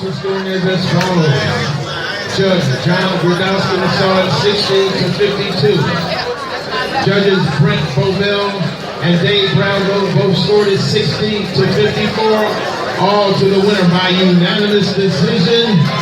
I'll get busy. Tyreek Irby. That's a very game. Dan Sanudo as well. So interesting scores there. Despite no knockdowns in the bout, John Grodowski gave 2 10-8 rounds in the contest. He scored at 60-52, and Dave Braslow and Brent Bovell had at 60-54. So all the way a definite shutout, but that's rare you see 2 rounds with no knockdowns given undefeated. Here's Terry Kirby. Appreciate everybody that came out to support. Even the people that came to see me lose. Appreciate y'all. Thank you, baby. So again, interesting scoring there, but John Grodowski saw such dominance by Tyreek Irby that he gave 2 10-8 rounds. That's something you don't see often. No question about that. Maybe he saw very dominating like we were looking, you know, but we saw another fight like that, but it was a stoppage. Yeah. You know. And again, we're not saying that Grodowski's wrong on this because, I mean, in all honesty, he was that dominant. Yeah. So not saying it's wrong, just very unique. You see that. Exactly. It was, like you said, nothing wrong with it. We don't see it too often. Undefeated super lightweight, and on the strength of his victory at MGM National Harbor back in April, he'll be fighting on Showtime, July 14th. Glenn Design Jr. Also in the house, from the DC Boxing Commission, Deputy Commissioner Skip Brown. Thank you for coming out. As I said earlier, DC, Maryland, Virginia leads the way, amateur and pros last night. History was made at the Howard Theater with a local amateur card. Organizer was Ricky Womack. Where are you, Ricky? Very good. Very good. They got a lot of positive press, and we'll be doing it again. So let's hear for that last night. Howard Theater, history in the making. Amateur boxing. Also, every year a gentleman puts on a free community event. Fun, festivities, food, music. All free again. This year will be August 26th at Upshur Rec Center grounds. Alvin Farrakhan Ceasefire Don't Smoke the Brothers and Sisters, the 10th annual moratorium to stop the violence. Please come out. That's August 26th. Food and fun and amateur boxing. Upshur Rec Center. Also in the house, our media friends, the voice of original Inside Sports. WHR, Ron Harris. Thanks for coming out, Ron. And local commentators, Pro-Am Talk, Ron Marshall. And a gentleman who has the #1 red blog in all of boxing, boxing along the Beltway, Gary Digital Williams. Thank you for coming out.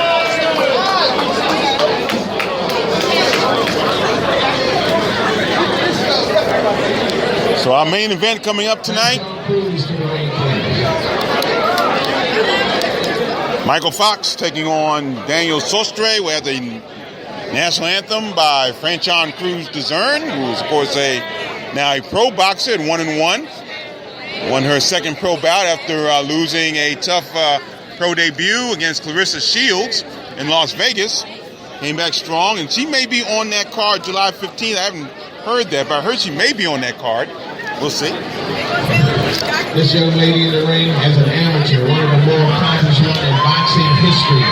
A 15-time national champion, 2 world titles. That's right. She's now 1-1 as a professional.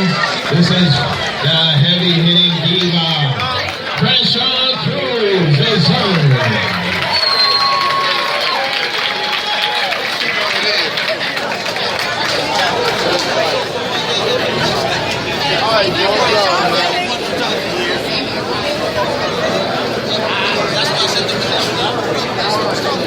Right before Franchon sings the national anthem, got a nice visit. And many of you may know, I am Palmer Park second reunion amateur boxing show. I am a school teacher when I'm not covering boxing, and one of my former students came by and said hi, Blake Garrett, who graduated from Coastal Carolina University and now a engineer at Clark Construction here in the area, doing very well for himself. It was great to see him tonight as well. Amateur boxing free to the public.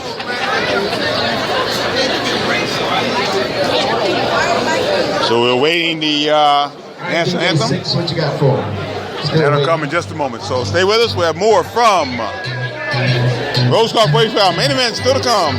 Just a few moments. Stay with us.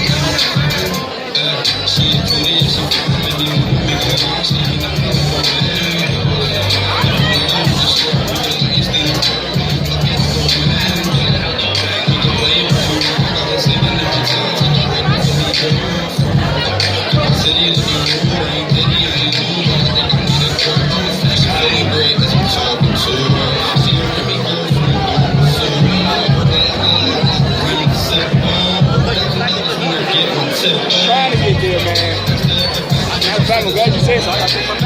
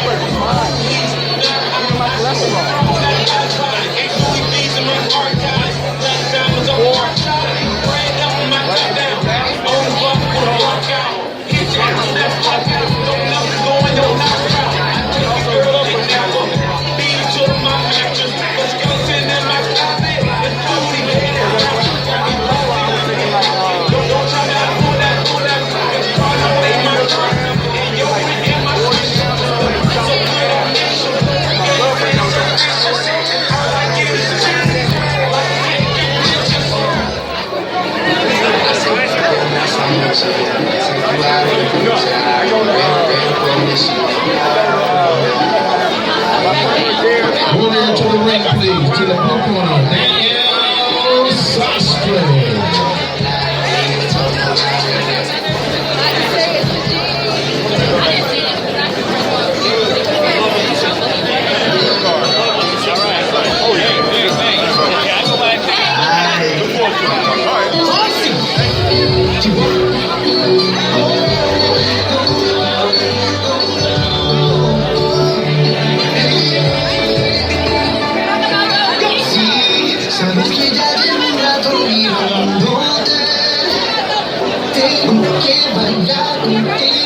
Back here at Rosecroft Raceway in Fort Washington, Maryland, we're awaiting our main event. Daniel Sostre, the Hudson Valley Kid, coming to the ring.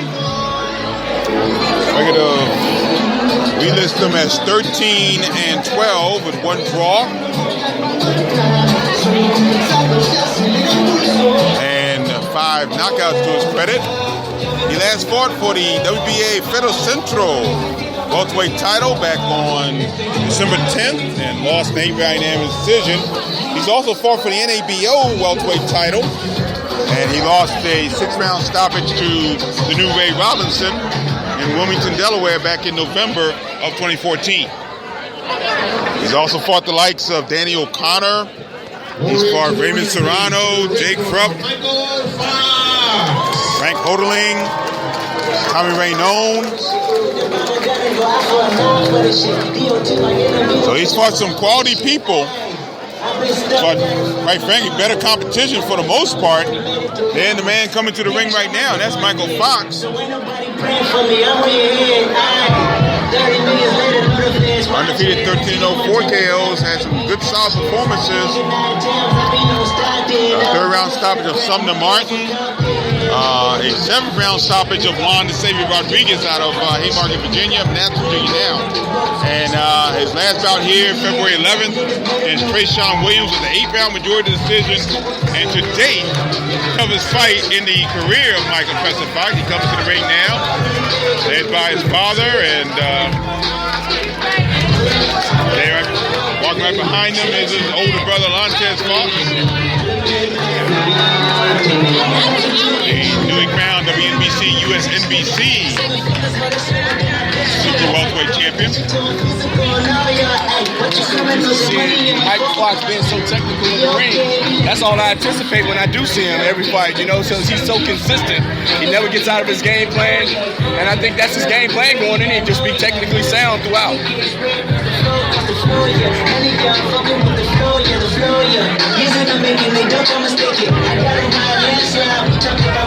We'll go to the ring announcer. announcer, the one and only Discombobulating Jones, who will introduce Franchon Cruz DeZern, who will sing our national anthem. Rise for the singing of the national anthem. Franchon Cruz DeZern. All please rise for the singing of the national anthem.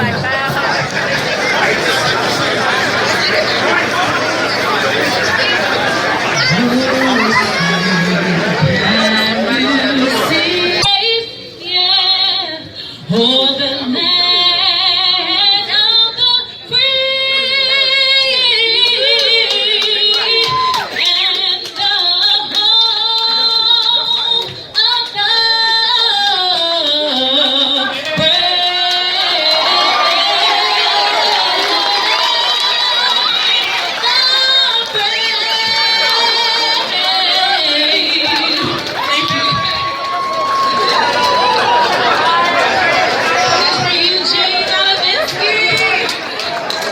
Franchon Cruz DeZern, who once tried out for American Idol.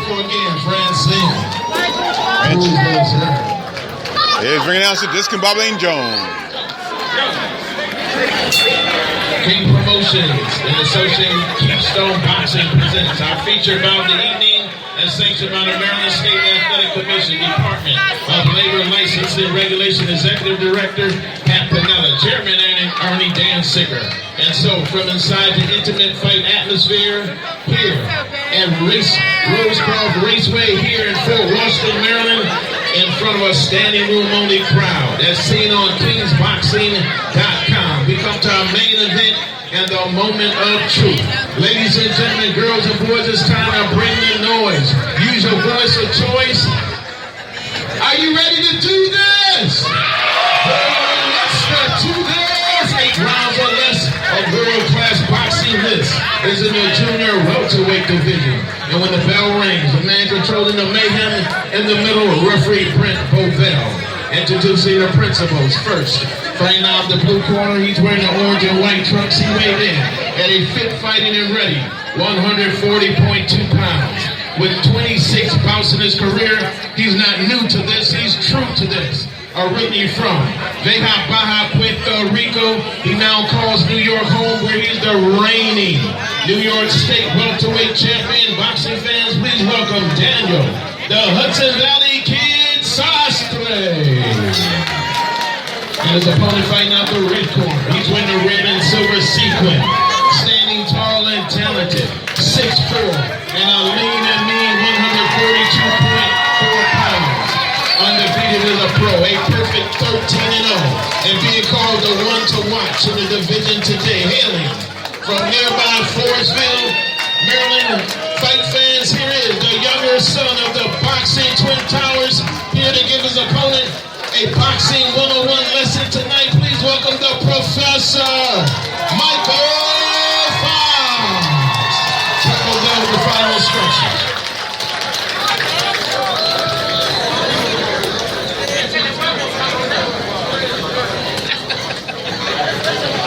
Alright, I want you to protect yourselves at all times. Obey my commands at all times.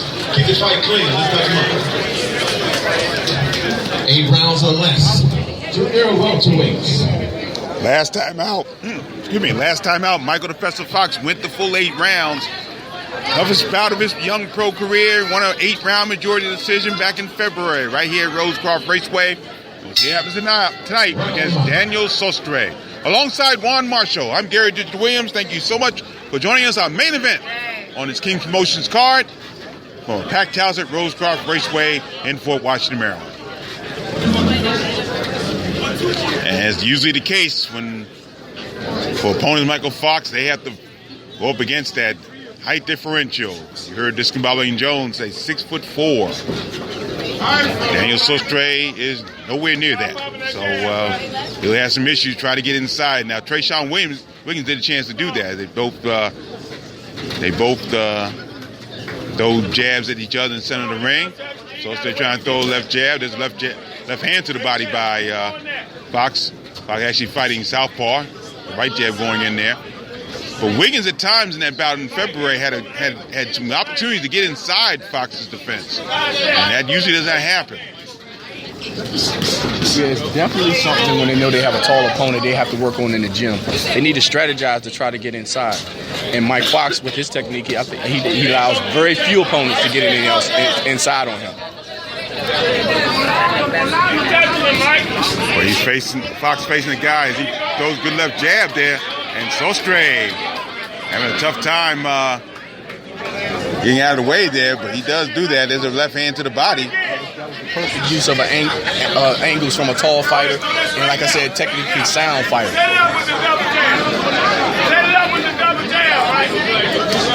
Heading to the halfway point of round 1, scheduled for 8. Right hand by Sostre. Sostre, the most experienced fighter, I believe, that Fox has faced. Yeah, I believe it's like 26 fights for Sostre. Yeah, the only one that's been that close is Sean Lockhart way back in November 2014. Fox with a good couple of right hands. Lockhart had 30 bouts when he fought Mike Fox, and Fox went the distance, 4-round unanimous decision there. Fox with a good right hand. Now they are at distance, trying to throw their jabs. Fox, the southpaw, conventional fighter, is Sostre. They have a very talented family that here now.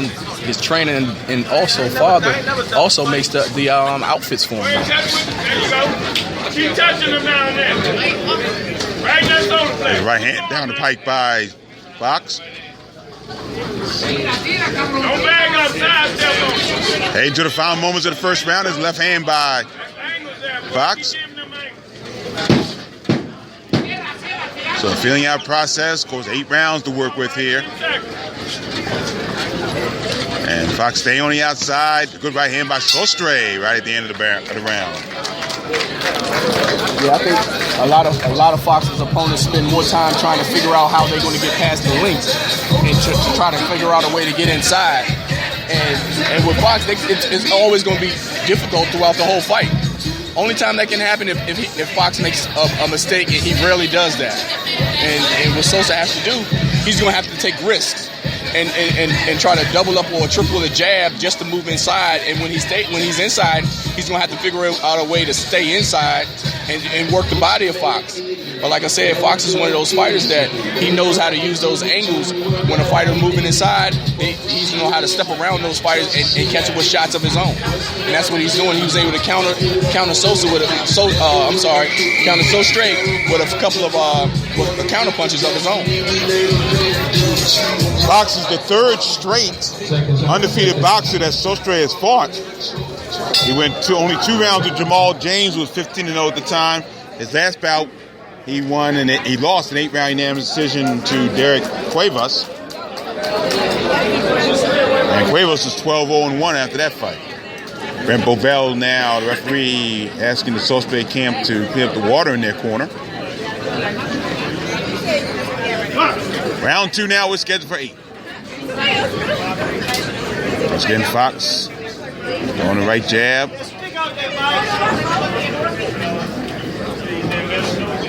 Very patient. I think Fox figured out what he needs to do. He has a little more bounce in his step coming in the second round, and he's throwing the combination with he's following a number 2 after the jab. So I'm pretty sure he knows what he wants to do as far as when it comes to Sosa. So number 2 could be the left jab, left hook coming behind that jab. Left hand over the top by Fox. Sostre trying to throw right hand.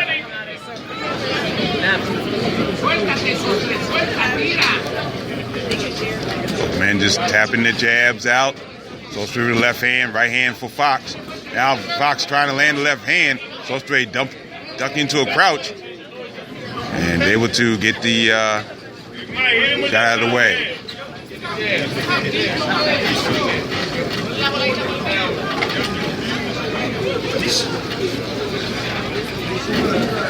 Into the halfway point of round 2. Right hand missing by Sostre as he tries the right hand. There's a right jab by Fox. I like the way Fox, when he uses that jab, watch when he throws that right jab, he uses his left hand to cover up the side so he can catch the counter shot if one comes. Left hand, got a combination, good right hand around the corner by Fox. Fox had the right jab, then tried to hit a couple of combinations in close and ended off with a right hand to the head.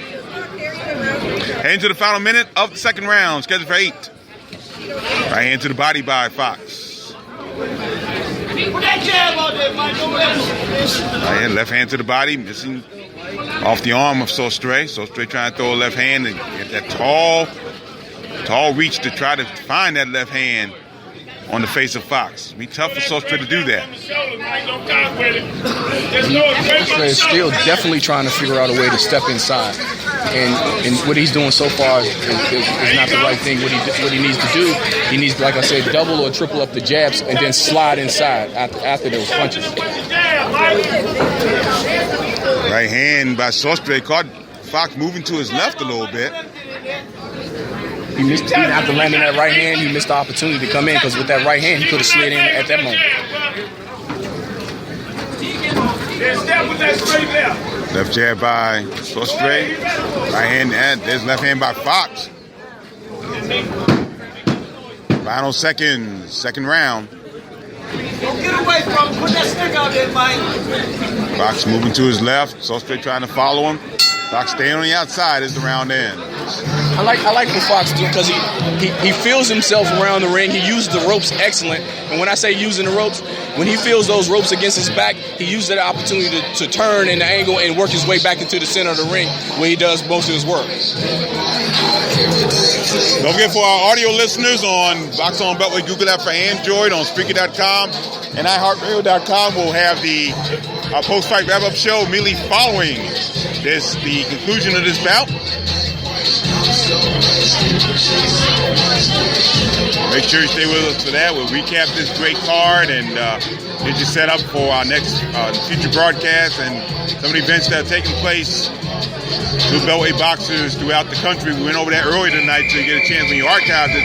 There's archives that you'll be able to hear our June schedule in the Beltway. For those of you listening and watching on King's Boxing, you can download the free Box On Beltway Google app for Android. Round 3, we're scheduled for 8. Here from Rosecroft Raceway in Fort Washington, Maryland. Main event, Michael Pesa Fox, who's trying to land that combination, trying to land that jab, trying to pick up the pace just a little bit here in this third round. Taking on Daniel Sostre out of Puerto Rico. See the speed of his punches are getting a little faster as the rounds go on. Like into the third round, that jab is getting more quick. Left hand to the body. Right hand by Fox. Left hand by Fox. Right hand over around the corner by Fox. Landing good shots to the body. Up top as well. Left hand to the body. Left hand to the head, I should say. Sostre had his gloves up, but Fox was getting around those gloves. Again, that height is paying dividends right now, as it always seems to do. And Fox wasn't throwing any meaningless punches. Every punch that he threw, he tried to work his way inside of the gloves of Sostre. And when he knew he couldn't have, that's when he slid out and started going back to his jab again. Right hand down the pike by Fox. Good right jab, good angle, and lands good left hands to the body and up to the head as Sostre bent down. First minute, round 3, scheduled for 8. Perfect use of that angle, because when he saw that Sostre wasn't responding to it, he just stayed there and kept landing shots until he was able to move away. Oh, good left hand by Fox.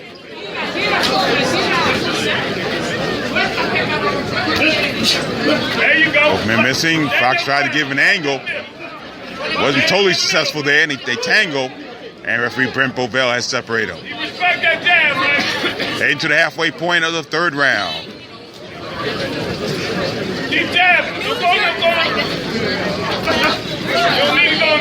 Fox with a combination, right hand followed by the left, up, down low, up top. There's another left hand. Puts Sostre off balance.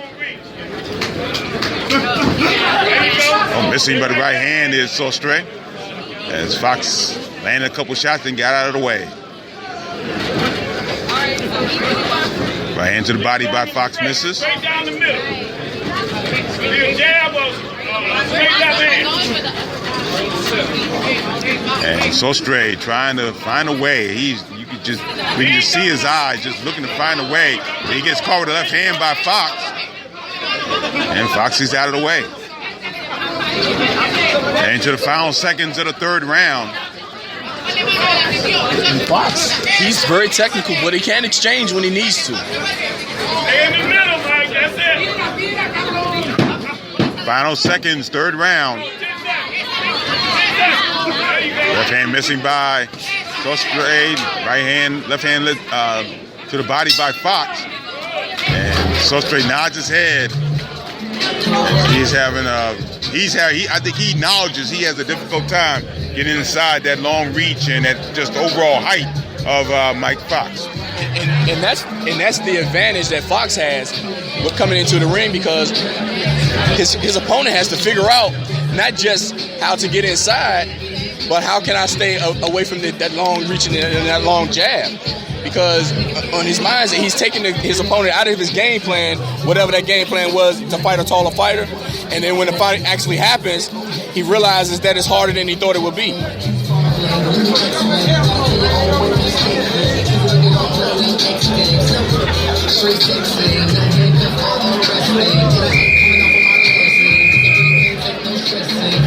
Get ready for the fourth round. Seconds out.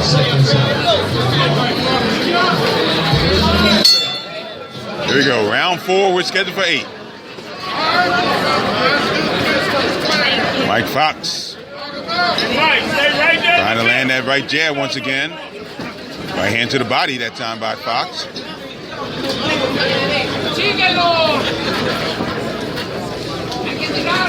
Keep that jab working, man. And Fox staying on the outside. This left hand by Fox. Keep popping the jab, man. Not doing a whole lot of movement. He's right in front of Sostre. Sostre just having a tough time getting offense. He's trying that left jab, but Fox comes in with a left hand of his own. Right over our real-time pain relief location. And Fox run around, actually. Jose actually turned his back. That's what that was. He turned his back. Referee Brent Bovell just warned him not to turn his back anymore. And Fox still landing a couple shots in there. There's a right hand by Fox. Left hand to the body. Right hand up top by Fox. Get inside that, getting around that guard, I should say, of Daniel Sostre. Finishing the first minute of round 4. Scheduled for 8.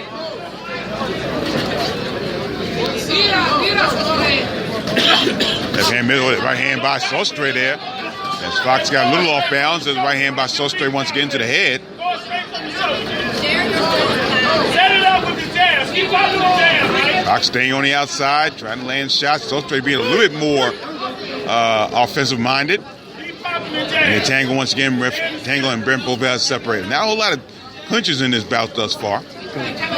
Fox is doing exactly what he's supposed to do. That's like stay from the outside and use his jab to control the fight. And a lot of tall fighters don't use that to their advantage.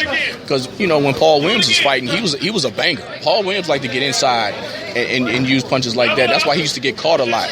Because having height doesn't necessarily mean, like I said, you don't have the advantage every single fight unless you use it to your advantage. Fox trying to get his right jab in. Trying to follow that left hand. He did that there. They tangle once again. Referee Brent Bovell separates him. Hey, Mike, keep popping the jab. Winning the fight like that, baby. Hey, to the final minute of the fourth round, scheduled for 8. Come on, don't go on the rope. Stand your ground. Keep your hands. Fox trying to land that right jab. They spun around and Sostre tried to land the right jab. There's the right hand by Fox. Keep jabbing. Don't let him walk up on you. Keep jabbing. Sostre trying to close that distance. He's definitely trying. I'm watching his footwork, and he's definitely doing the right thing with just staying on the outside of Mike Fox's right leg. Into the final 10 seconds of this fourth round. And Fox trying to land the right hand to the body. He does that. Another right jab as the bell rings. We're halfway through this main event. Here tonight from Rosecroft Raceway. And I'm starting to see a little bit of a remnant of what took place in February It did look like Trayshawn Williams took around this time, 34th round, to get inside a little bit and did a better job getting inside that time. Yeah, some with shorter fighters, they have to take that risk because if you wouldn't know if you're being dominated from the outside by the early rounds anyway. If a shorter fighter figures that out, his corner's going to have to tell him to actually be more aggressive and step inside, even if you have to take a few shots. But when you get inside, you have to be able to stay there. You can't let your opponent use the angles like Mike Fox is using right now to avoid Sosa from getting inside like he wants to. Even when Sosa has that one step that he needs to get there, just for that split second, Mike Fox changes that around and uses the angles to step outside and also return back to the center of the ring and use his jab again. We start round 5, scheduled for 8. Gary Digital Williams alongside Juan Marshall here tonight, ringside at the King's Promotions card, our main event. 8-round bout. Michael the Festa Fox undefeated, 13-0, 4 KOs. Daniel Sostre, 13-12-1 with 5 KOs. And if you haven't noticed, even being tall, fighting a shorter guy, Mike Fox will still be able to land that stiff jab to the body also. Tangle once again. Referee Brent Bovell lets them work their way out. They exchange shots to the body. They tangle once again up top. And they separate once again.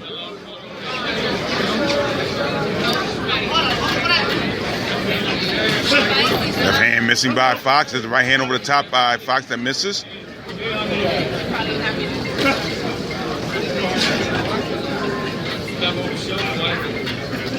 Fox trying to land jab. Good right hand by Sostre. He got inside a little bit more. I think that's the strategy Sostre's going to have to go with. He's going to have to counter off of slip the jab of Fox and go back with his own counterpunch. Fox trying to land right hand. There's left right hand over the top. Right jab. First minute, round 5, scheduled for 8. Right hand to the body by Fox. Left hand by Fox. Fox tries to move to his left a little bit. Right hand missing by Fox. Sostre gets inside. They tangle once again. Referee Brent Bovell lets them separate, and they do so on their own. Left hand to the body by Fox and the right hand by Fox. Fox missed the right hand to the head. Sostre missed a couple combinations to the head. Left hand to the body. Left hand to the head. And it looks like Sostre may have got caught with a low blow. Yes, indeed. Time is called by referee Brent Bovell. Sostre trying to work it out. This is when a lot of fighters don't take advantage of it. Even when you get the opportunity to, if it didn't hurt that much, you get the opportunity to at least gather yourself. Take the full 5 minutes if you have to. Referee Brent Bovell warned Michael Fox for hitting down low. Now he come back, right hand to the body, left hand to the body, change the angle, do a left hand, another right hand, left hand. And Sostre trying to battle back, but Fox using his height, using good angles, and landing some good shots there. He's technical, but also he can bang when he needs to. Mike Fox catches Sostre with an uppercut with the right hand coming in. Sostre had to hang on. Referee Brent Bovell separates him, heading to the final minute of this, final seconds actually, of this 5th round. Left hand to the body, right hand up top. Sostre pushes Fox and lands a right hand at the bell. So Sostre's getting shots here and there. But other than that, it's been pretty much Mike Fox through 5. Right now, he's being a little more aggressive, which he needs to be, because right now he's behind. You know, he's behind in rounds and the points, and he's gonna have to be, if anything, to swing his way, he's gonna have to be able to try to hurt Fox, which Fox is not going to allow him to do because the technique he's doing. I mean, he has a solid performance, technically sound, you know. And Sostre just gonna have to take a gamble and move inside to try to land some hard shots, even taking some shots of his own. He's taking plenty now, so he might well try to take more just to get inside.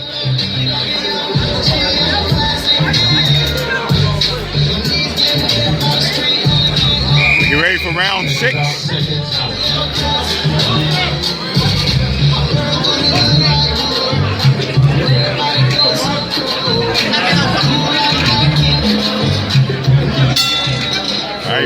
6. We are scheduled for 8. Round 6 of 8. Mike Fox wants to use this bout to go to bigger and better things. Maybe join his brother Alantez as a regional champion. Right now he's having a good effort thus far against Sostre. They change right hands to start the 6th round. Tighter guard now going in, so I think he's going to be a little bit more aggressive going in, starting to put some combinations together off that jab he's been using. Left hand by Fox. 5 consecutive left hands. Left hooks by Mike Fox. Now throws the right hand. There's another right hand. Ostre's got his guard up. Now he's got his hands down. Why, I don't know, but we'll see. I think he's trying to bait Fox into dropping down a little bit to his level so he can come back up, so he can get it at least to his height level, you know, when he scratches down that far. Both banks change right hands. First minute, 6 rounds, scheduled for 8. Left hand by Fox. Fox changes the angle once again. Referee Brent Bovell warns 2 men for getting their feet tangled against so straight conventional. Mike Fox the southpaw. Out of all the boxing I've seen, I've never seen a 6'4" guy technically sound as Fox. I've seen technically sound fighters, but not tall fighters. Fox trying to throw a left hand, makes the turn, tries to land left hand coming out of that turn. Halfway through round 6, scheduled for 8. There's left hand to the body by Fox. Another good left hand by Fox that time. And Sostre definitely in a crouch there. Can't get past that jab, like he works. Fox flicking out the right jab. Right hand to the body by Fox. Sostre throws a left hand. Another left jab. Right hand missing by Fox, by Sostre. The left hand by Fox. Oh, good right hand. He beat Sostre to the punch there with that right hook. So half jab, half hook there. We head to the final minute of the 6th round, scheduled for 8. There you go, keep jabbing. That right hand to the body by Fox. Final seconds, 6th round. Fox has Sostre so off balance that Sostre trying to throw off his back foot, and when he throws it, he's like about a foot away from even close to landing a punch.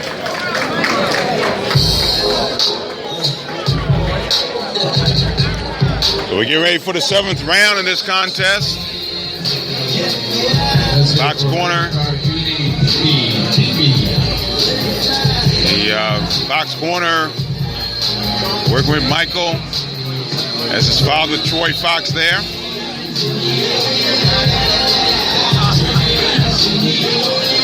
And the doings in the Fox camp, where they had a win early tonight with Greg Outlaw winning. This is heard to ringside. And of course with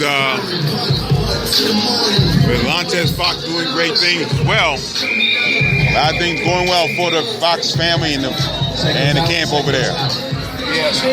After this fight here, he'll be into his it'll be his 14th fight. We see what direction they'll be going to after this one. Of course, Fox is a King's Promotion signee. We'll see what promoter Marshall Kaufman has in store for him. Should he win this bout here tonight?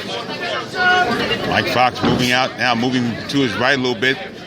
More on his toes as we start the 7th round.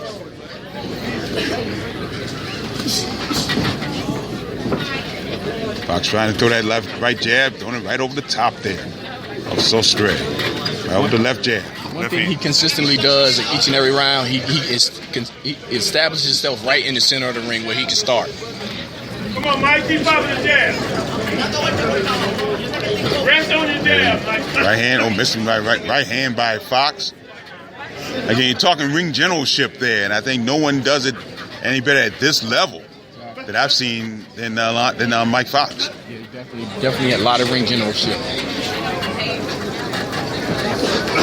Right hand missing by Fox and left hand over the top. Oh, right hand by Sostre. That landed a little bit.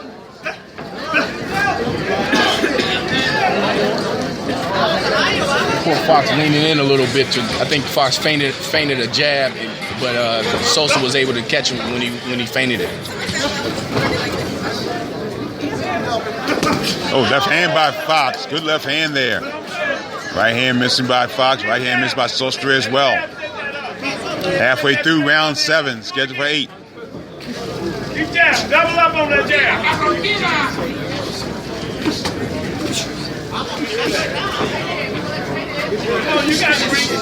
Good combination there by Fox. Fox doing a little shoe shine in there. Right hand to that body. And that combination is right hand over the top by Fox. Left hand by Sostre. Another right hand by Fox. Keep jabbing. Don't let him walk up on you like that. Right hand missing by Sostre. Oh, right hand by Fox. Sostre with his hands down a little bit, and I think, Juan, you're right. I think he's trying to bait Fox into doing something. He's definitely. I saw that coming like late on in the 3rd round. I saw the way he was crouching down a little bit because he knew he couldn't get past the jab of Fox. So sometimes you have to use certain tricks, and I think that's where his experience a little bit comes into play. Right. Don't cock with your left hand. Don't cock with it. Throw it straight from your shoulder. Fox right hand. Trying to jab, and Sostre tries the right hand. And Fox misses the left hand over the top, and the time is called. As, let's see, referee Brent Bovell notices some tape on the gloves that is off of Daniel Sostre. Mike Fox in neutral corner right over our real-time pay-per-view location.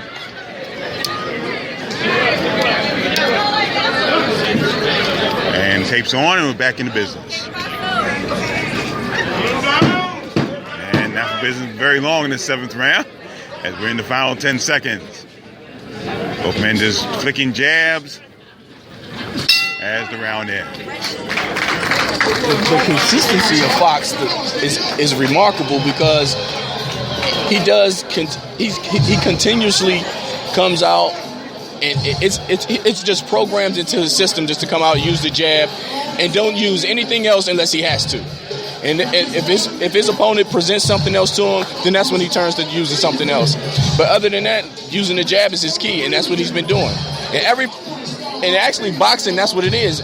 Everything comes off the jab. I said it earlier, and I'm going to continue to say it because that's a fact in boxing. The jab sets up every single thing that you want. But with doing that, you also have to stay defensive-minded because you can also get countered off that jab if you don't bring it back properly. Get ready for the final round of action here tonight from Rosecroft Raceway in Fort Washington, Maryland. And we're saying that with King's Promotions, this is about how many times they've been here so far? A lot of times. This is it. Please put your hands together for both ring warriors. This is the 8th and final round. Here we go, 8th round now. Final round of the bout, and time is called. And the tape once again on Sostre.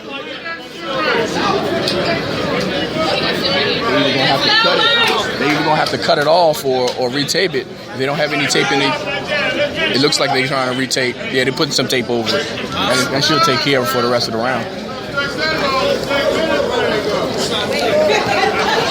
Fox getting some instructions from his corner right now.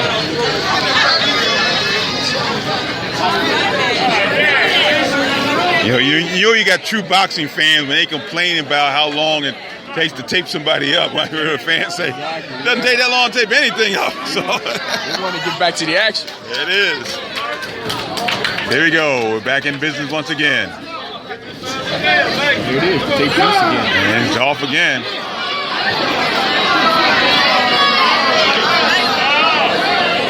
Well, by count, it's 10:50 p.m. Eastern time, so I think all Lowe's and Office Depots and all sorts of the hardware and places where they sell tape, Scotch tape, masking tape, they're all closed right now. So I noticed it, but in some states, I noticed they use the colored duct tape. Right. Well, duct tape fixes everything. So yeah. Here we go. We're back in business once again, and Mike Fox going to business here with the right jab, right hand. Right hand. Oh, left right hand misses with by Sostre. Right hand misses by Sostre. Sostre with a wild right hand. Trying to flick out his arms.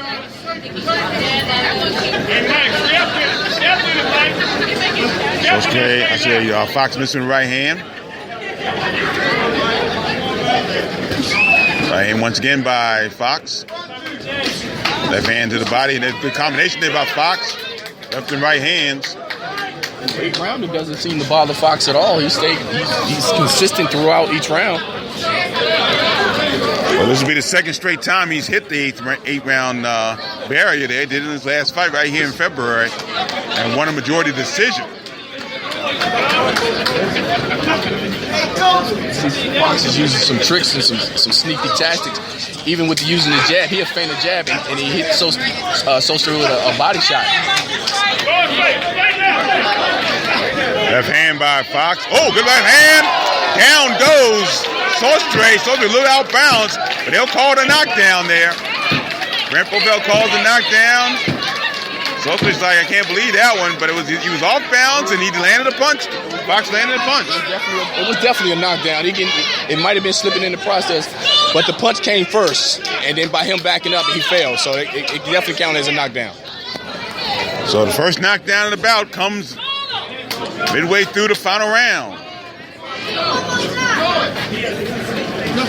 Right hand by Sostre, left hand to the body by Fox. Right hand over the top by Fox. And good combination there by Fox.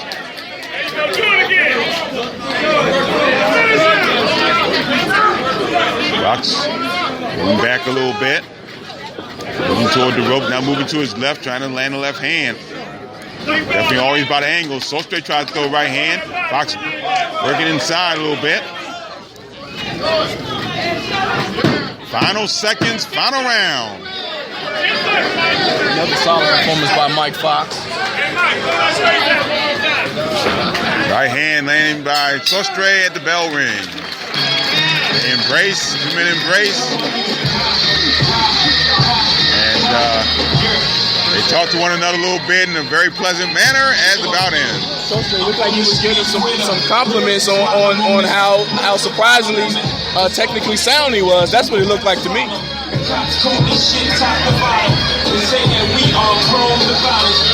Having a good, really solid, nice conversation there. Like Sostre was giving some kind of advice to things, you know. So I think that's very great.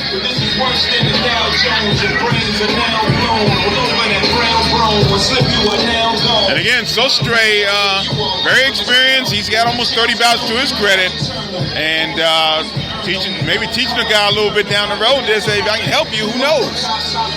Yeah, definitely, because once fights are over, it seems like most of the time fighters become friends. And once they become friends, you know, they help each other out, they call each other, and they prepare each other for up-and-coming fights. Maybe Mike Fox might face an opponent that Sostre has faced already. You know, and he gives some advice to it. So it works out after everything is said and done. And Sostre has faced some quality people in his career to his credit. Like I said, New Ray Robinson, Philip Greco, Danny O'Connor, just to name a few of the veteran boxers and well-known boxers that Daniel Sostre has faced.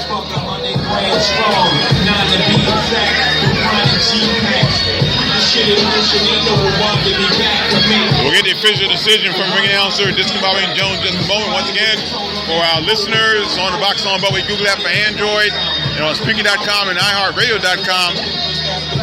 Stay with us for our post-fight wrap-up show. 1 million, 2 million, 3 million, 4 million, 18 months, 80 million more. Add that number up. seems like after doing an article or right up after each bout that Mike Fox did, if you look back, it might look the same. You know, because his technique is always the same. He's consistent throughout. So if you can archive some of the articles written on him, it probably look exactly the same. Like I said, you know, it's just extraordinary how he goes into every fight the same exact way, using the same techniques because he doesn't have to change it because he knows how to use his height. Now the Fox family standing in the ring. Troy Fox, Michael, and Alantez Fox. Taking pictures.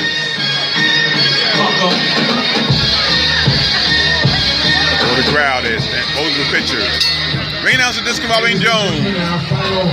On this historic evening, we go to the judges' scorecards. Judge John Grabowski scored it 80-71. Judges Kenny Chevalier and Dave Bradlow both scored it 79-72. All to the winner by unanimous decision. And the professor teaches another one. Michael Fox! That's it here for Daniel's Sostring as well. Once again, the scores. John Gradowski had an 80-71, a shutout for Michael Fox. And Dave Bradlow, Kenny Chevalier scored it 79-72. And of course, they had a knockdown in the final round. So for our folks on KingsBoxing.com, we thank you so much for joining us. And we look forward to seeing you online one more time. For Warren Marshall, I'm Gary Ditch Williams. Thanks for joining us. And so long for the folks at KingsBoxing.com. From Rosecroft Raceway in Fort Washington, Maryland, this is the Boxing Along the Beltway Post-Fight Wrap-Up Show. Boxing Along the Beltway Post-Fight Wrap-Up Show is brought to you in part by UndisputedBrand.com. Visit UndisputedBrand.com for the finest in boxing and mixed martial arts apparel. Undisputed Brand, the brand true champions wear. And by Real-Time Pain Relief. From boxers to ballerinas, for shoulder pain and muscle strain, and everything in between, Boxing Along the Beltway recommends Real-Time Pain Relief, the fast, safe, and effective plant-based ointment. If you go to www.freepainoffer.com, buy $10 worth of Real-Time Pain Relief, you get a free $10 tube of Real-Time Pain Relief. Rub it on, the pain is gone in real time. A very competitive card here tonight. From Rosecroft Raceway, Marshall Kaufman, King Promotion, the matchmaker Desmond Hammond, and I know they had some assistance there from Ross Malavinsky, putting on a very solid performance and putting in a very competitive card. And only the featured bout and the main event and the co-feature bout, the main event and the co-feature went the distance tonight. And we just heard Michael Fox, Michael Professor Fox did an outstanding job.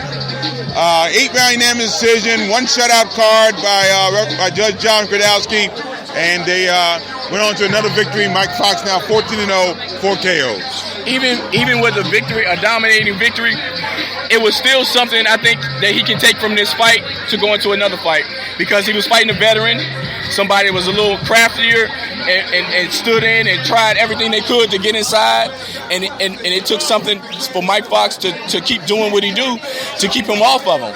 And he did an excellent job doing it. So every fight that's chosen for him was a perfectly chosen fight, and it worked out good for him. And he was able to perform like he's always do. He stayed in his element, which was to continue to use his jab, continue to use his height, and use those angles that we saw him use, and be able to land to the body. And also, so he did a great job and a great performance from him tonight. And he's dominating. And now, from this point, let's see what the next venture will be for him. And that's really key, because he comes off a really solid performance against Trayshawn Williams. I think was his toughest fight in his career thus far. I don't think this fight tonight against Sostre was nearly as tough as his one against Wiggins, but he did look very dominant in this particular situation. I think he learned a lot from the Wiggins fight that helped give him a better performance here tonight. And I think that's exactly what's the key. And I think his camp got it, and King's Promotion has it, because they understand that they want to put him through some challenges, but they also don't want to take a big risk to off balance things, because right now he's completely balanced.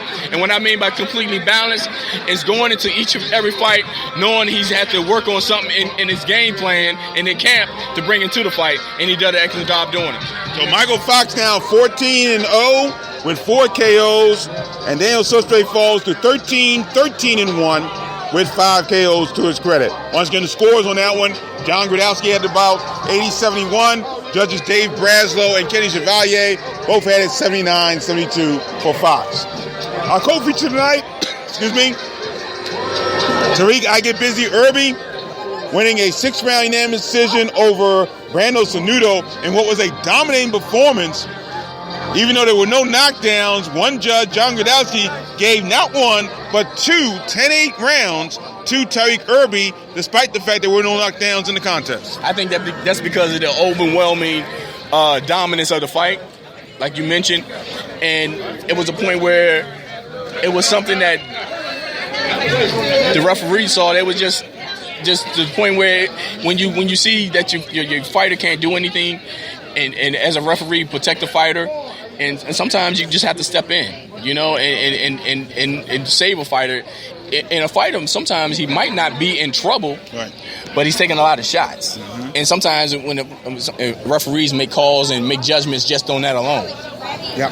Tariq Irby once again wins on the bout, scores of 60-54 twice and 60-52 to raise his record now to 3-0, 1 KO, unless you cover Fight Facts, and Fight Facts has him now at 5-2 with 2 KOs. That counts, of course, Irby's performances in the World Series of Boxing, where Fight Facts, one of the few that considers him a pro, because they do get paid, even though they keep their amateur status, they get paid during the World Series of Boxing.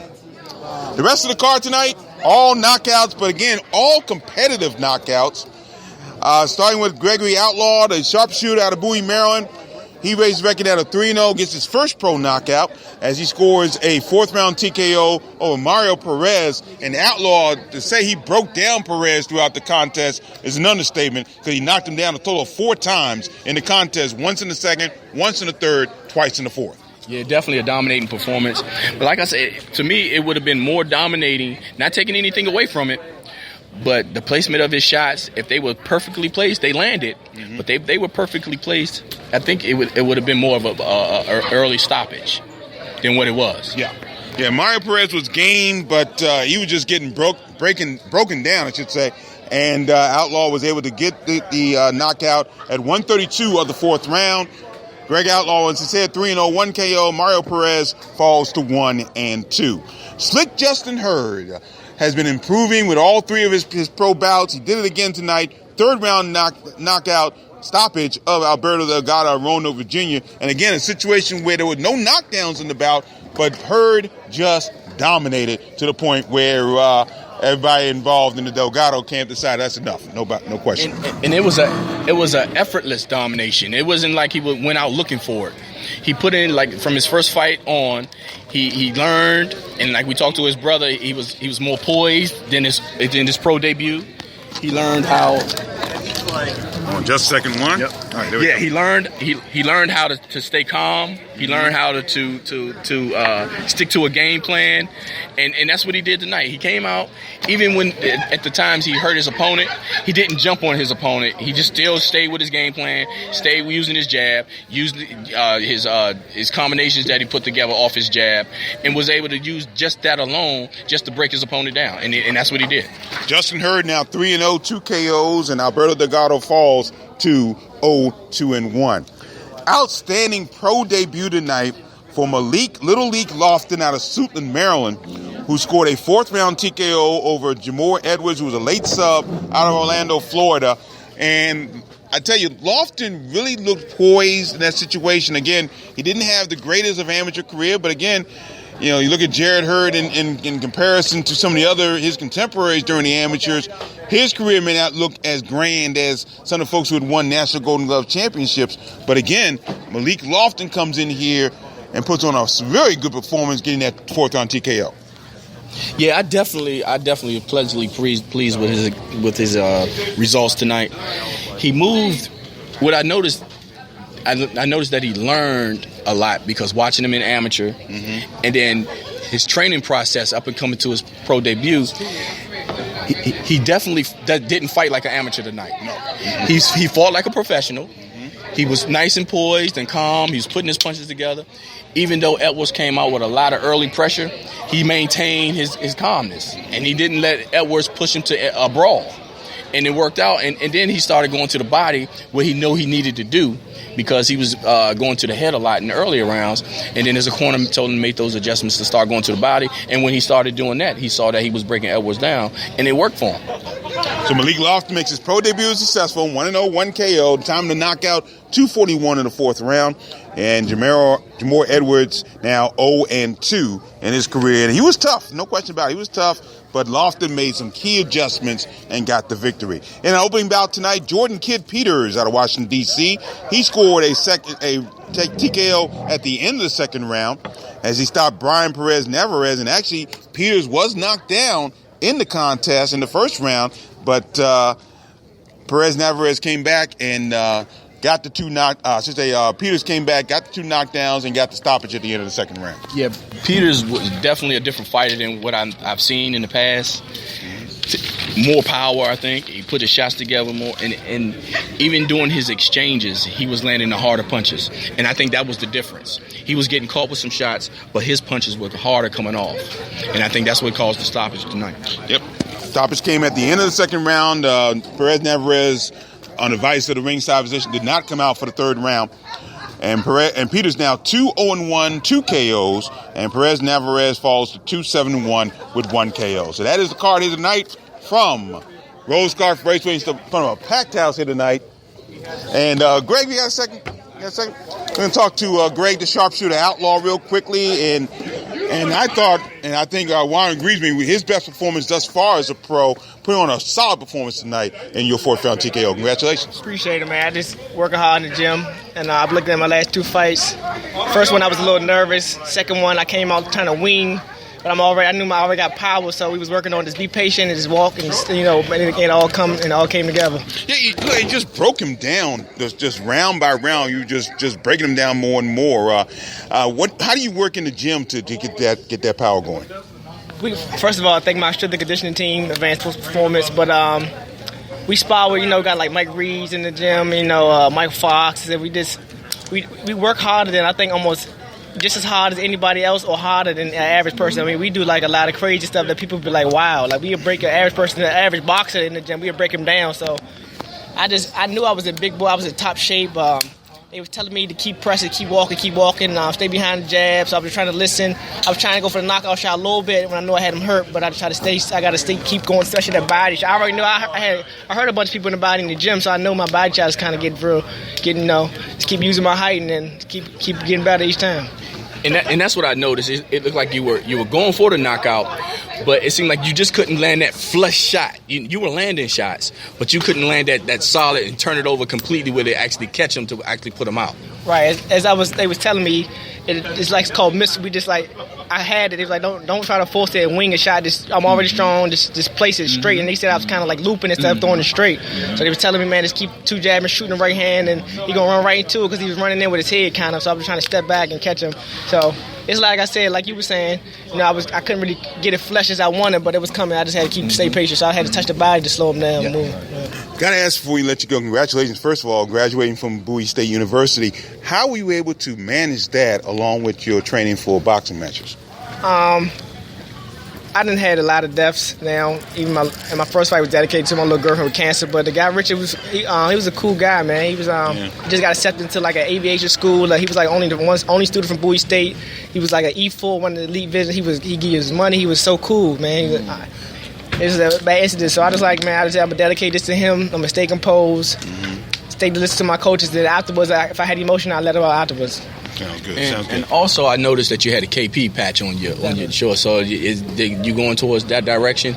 Yeah, we just had to talk today. So they said we're gonna meet this week, and we're gonna see it. It's a good chance. I'm not sure for sure yet, but it's a good chance. We wish you well on that. No question about that. The sharpshooter Greg Outlaw joins us here ringside. Congratulations on a big win tonight, and again, some quality performances tonight all throughout the evening, especially everybody on the A side won, but all of them not only won, but they all won with quality, and that was a big key there. And that's the difference from having a great card and what we call a garbage card, where we see all knockouts, but you see guys laying down, or you see guys that are not supposed to be in the ring. We seen it all. So, but this one, we seen guys get stopped, but they were fighters though. Yeah, they were competitive. They were fighters. No They were fighters, but it's just the talent in this area alone. So we have guys living in Washington D.C. and right here, the most of them are living right here in PG County. Yeah. You know, and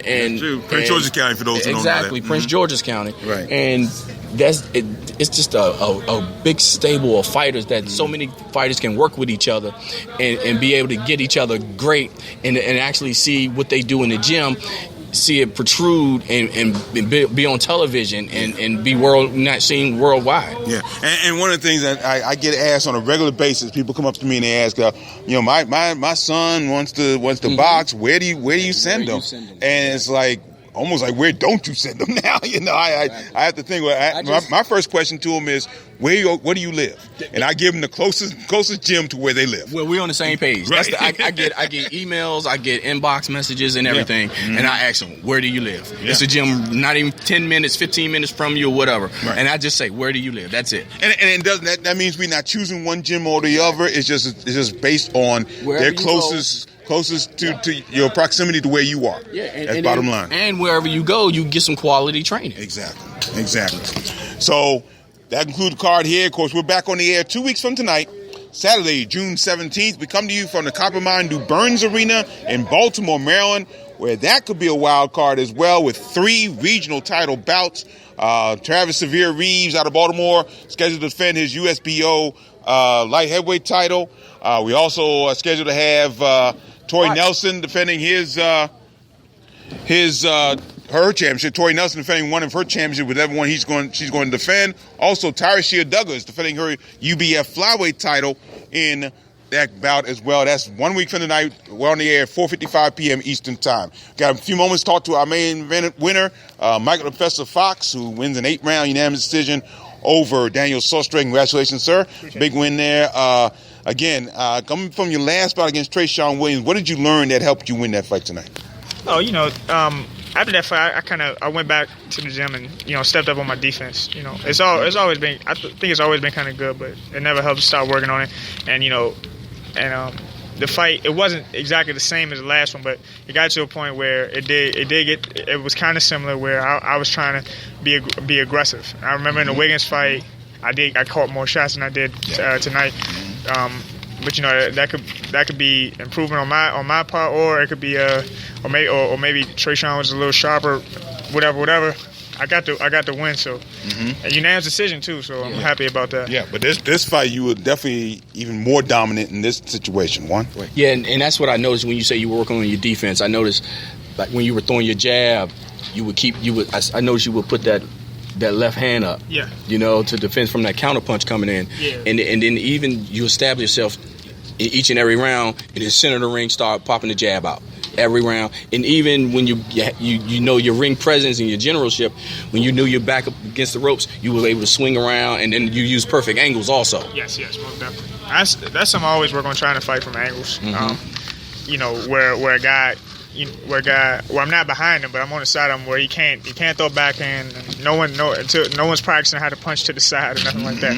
So and it gives me a chance to hit their temple. After like the first time I did it, he kind of started ducking around it, but still I wanted to always fight him from the side and be on the outside of his jab, because he was definitely trying to land a hard right hand. Yeah, and that's what created the knockdown. Yes, you caught him. And he stumbled afterwards, but it was the punch that sent him backwards. Oh yeah. I knew that one was a knockdown. If they wouldn't take that one, I'd have been a little upset. I knew it was a knockdown because I know when I hit him, and I felt his feet go that way. He's like, he slipped. I was like, nah, my foot was out of the way. Exactly. The punch was clean. That was me. No question about that. You said during the week leading up to this fight that you want bigger and better things now. You're seeing the other boxers in the area get these straps, and you want one for yourself. What's the game plan that Marshall Kaufman's talked about as far as you being with King's Promotions? Well, I have to sit down and talk to him, or he always calls. I have his number, so my father's always talking to him too. So we'll know something. You know, he's the busiest promoter on the East Coast, so something's bound to come my way. Yeah. And also, I noticed, like, every fight that you have, you learn something from it. You might not pay attention to a fighter's record, but that fighter brought something to him, like his ring experience and opponents he faced was what he brought into this fight. So you can learn from that, and you made adjustments, like you said, from your last fight, working on the defense. Like I saw you kept that right hand up when you were using your jab to keep away from the counterpunch and things like that. So, what do you take from this fight going into your next fight? Well, I'll have to sit down and check it out again. You know, going off the fight and being in it, you're not thinking about, man, I need to learn from this. So, you know, I just sit down and watch it. I can assess, because there's always something that you can do better. That's some kind of the mindset I have. There's always something you can do better. So, I'm gonna check it out, assess the pros and cons of what I did, and we'll see from there. I'll have a better answer for you. You still look great, though. You still look no question about it. Great. Michael the Professor Fox wins our main event, 8-round dominant unanimous decision over Daniel Sostre. Congratulations. Thanks a lot. Appreciate it. All right. Good enough. So once again, we'll be coming with you 2 weeks from tonight. Saturday, June 17th, we're coming from the Copper Mine Du Burns Arena in Baltimore, Maryland. We're live on the air at 4:55 p.m. Eastern Time from the Copper Mine Du Burns Arena. Should be a wild one as well. 3 regional title bouts there as well. Don't forget, Friday, June 9th, Damon Nicholson on Showbox coming up, and that should be an interesting bout as well. He's coming from the Turning Stone Casino in Verona, New York, taking on Steve Rolls, undefeated 15-0, 9 KOs. Damon Nicholson, 17-1-1, 6 KOs. And also coming up in the near future, Lamont Roach Jr. on ESPN2 from the Fantasy Springs Casino in Indio, California. Friday, July 14th from the Buffalo Run Casino, Miami, Oklahoma. Antoine Douglas on Showbox against Bruno Sandoval for the NABA middleweight title. Glenn DeZern also on that card, taking on Adam Montequilla Lopez. And, of course, July 29th from Barclays Center in Brooklyn, New York, Jared Hurd defending his IBF super welterweight title against former world champion Austin No Doubt Trout. So that will do it here from the King's Motions card at Rosecroft Raceway in Fort Washington, Maryland. Great job by Marshall Kaufman and the matchmaker Desmond Hammond, also with the able assistance of Ross Malovinsky as well. Boxing on the Beltway post-fight wrap-up show brought to you in part by UndisputedBrand.com. Visit UndisputedBrand.com for the finest in boxing and mixed martial arts apparel. Undisputed Brand, the brand true champions wear. And by Real Time Pain Relief. Rub it on, the pain is gone in real time. For Juan Marshall, I'm Gary Digital Williams saying so long from a now empty Rosecroft Raceway in Fort Washington, Maryland. We have closed down another facility, and we look forward to seeing you 2 weeks tonight. We'll close down Copper Mine Du Burns Arena for the Shabazz Brothers card there, starting at 4:55 p.m. Eastern Time. Until then, thanks for listening, everybody, and always remember to keep supporting the best boxing in the world, the boxing along the Beltway. Take care.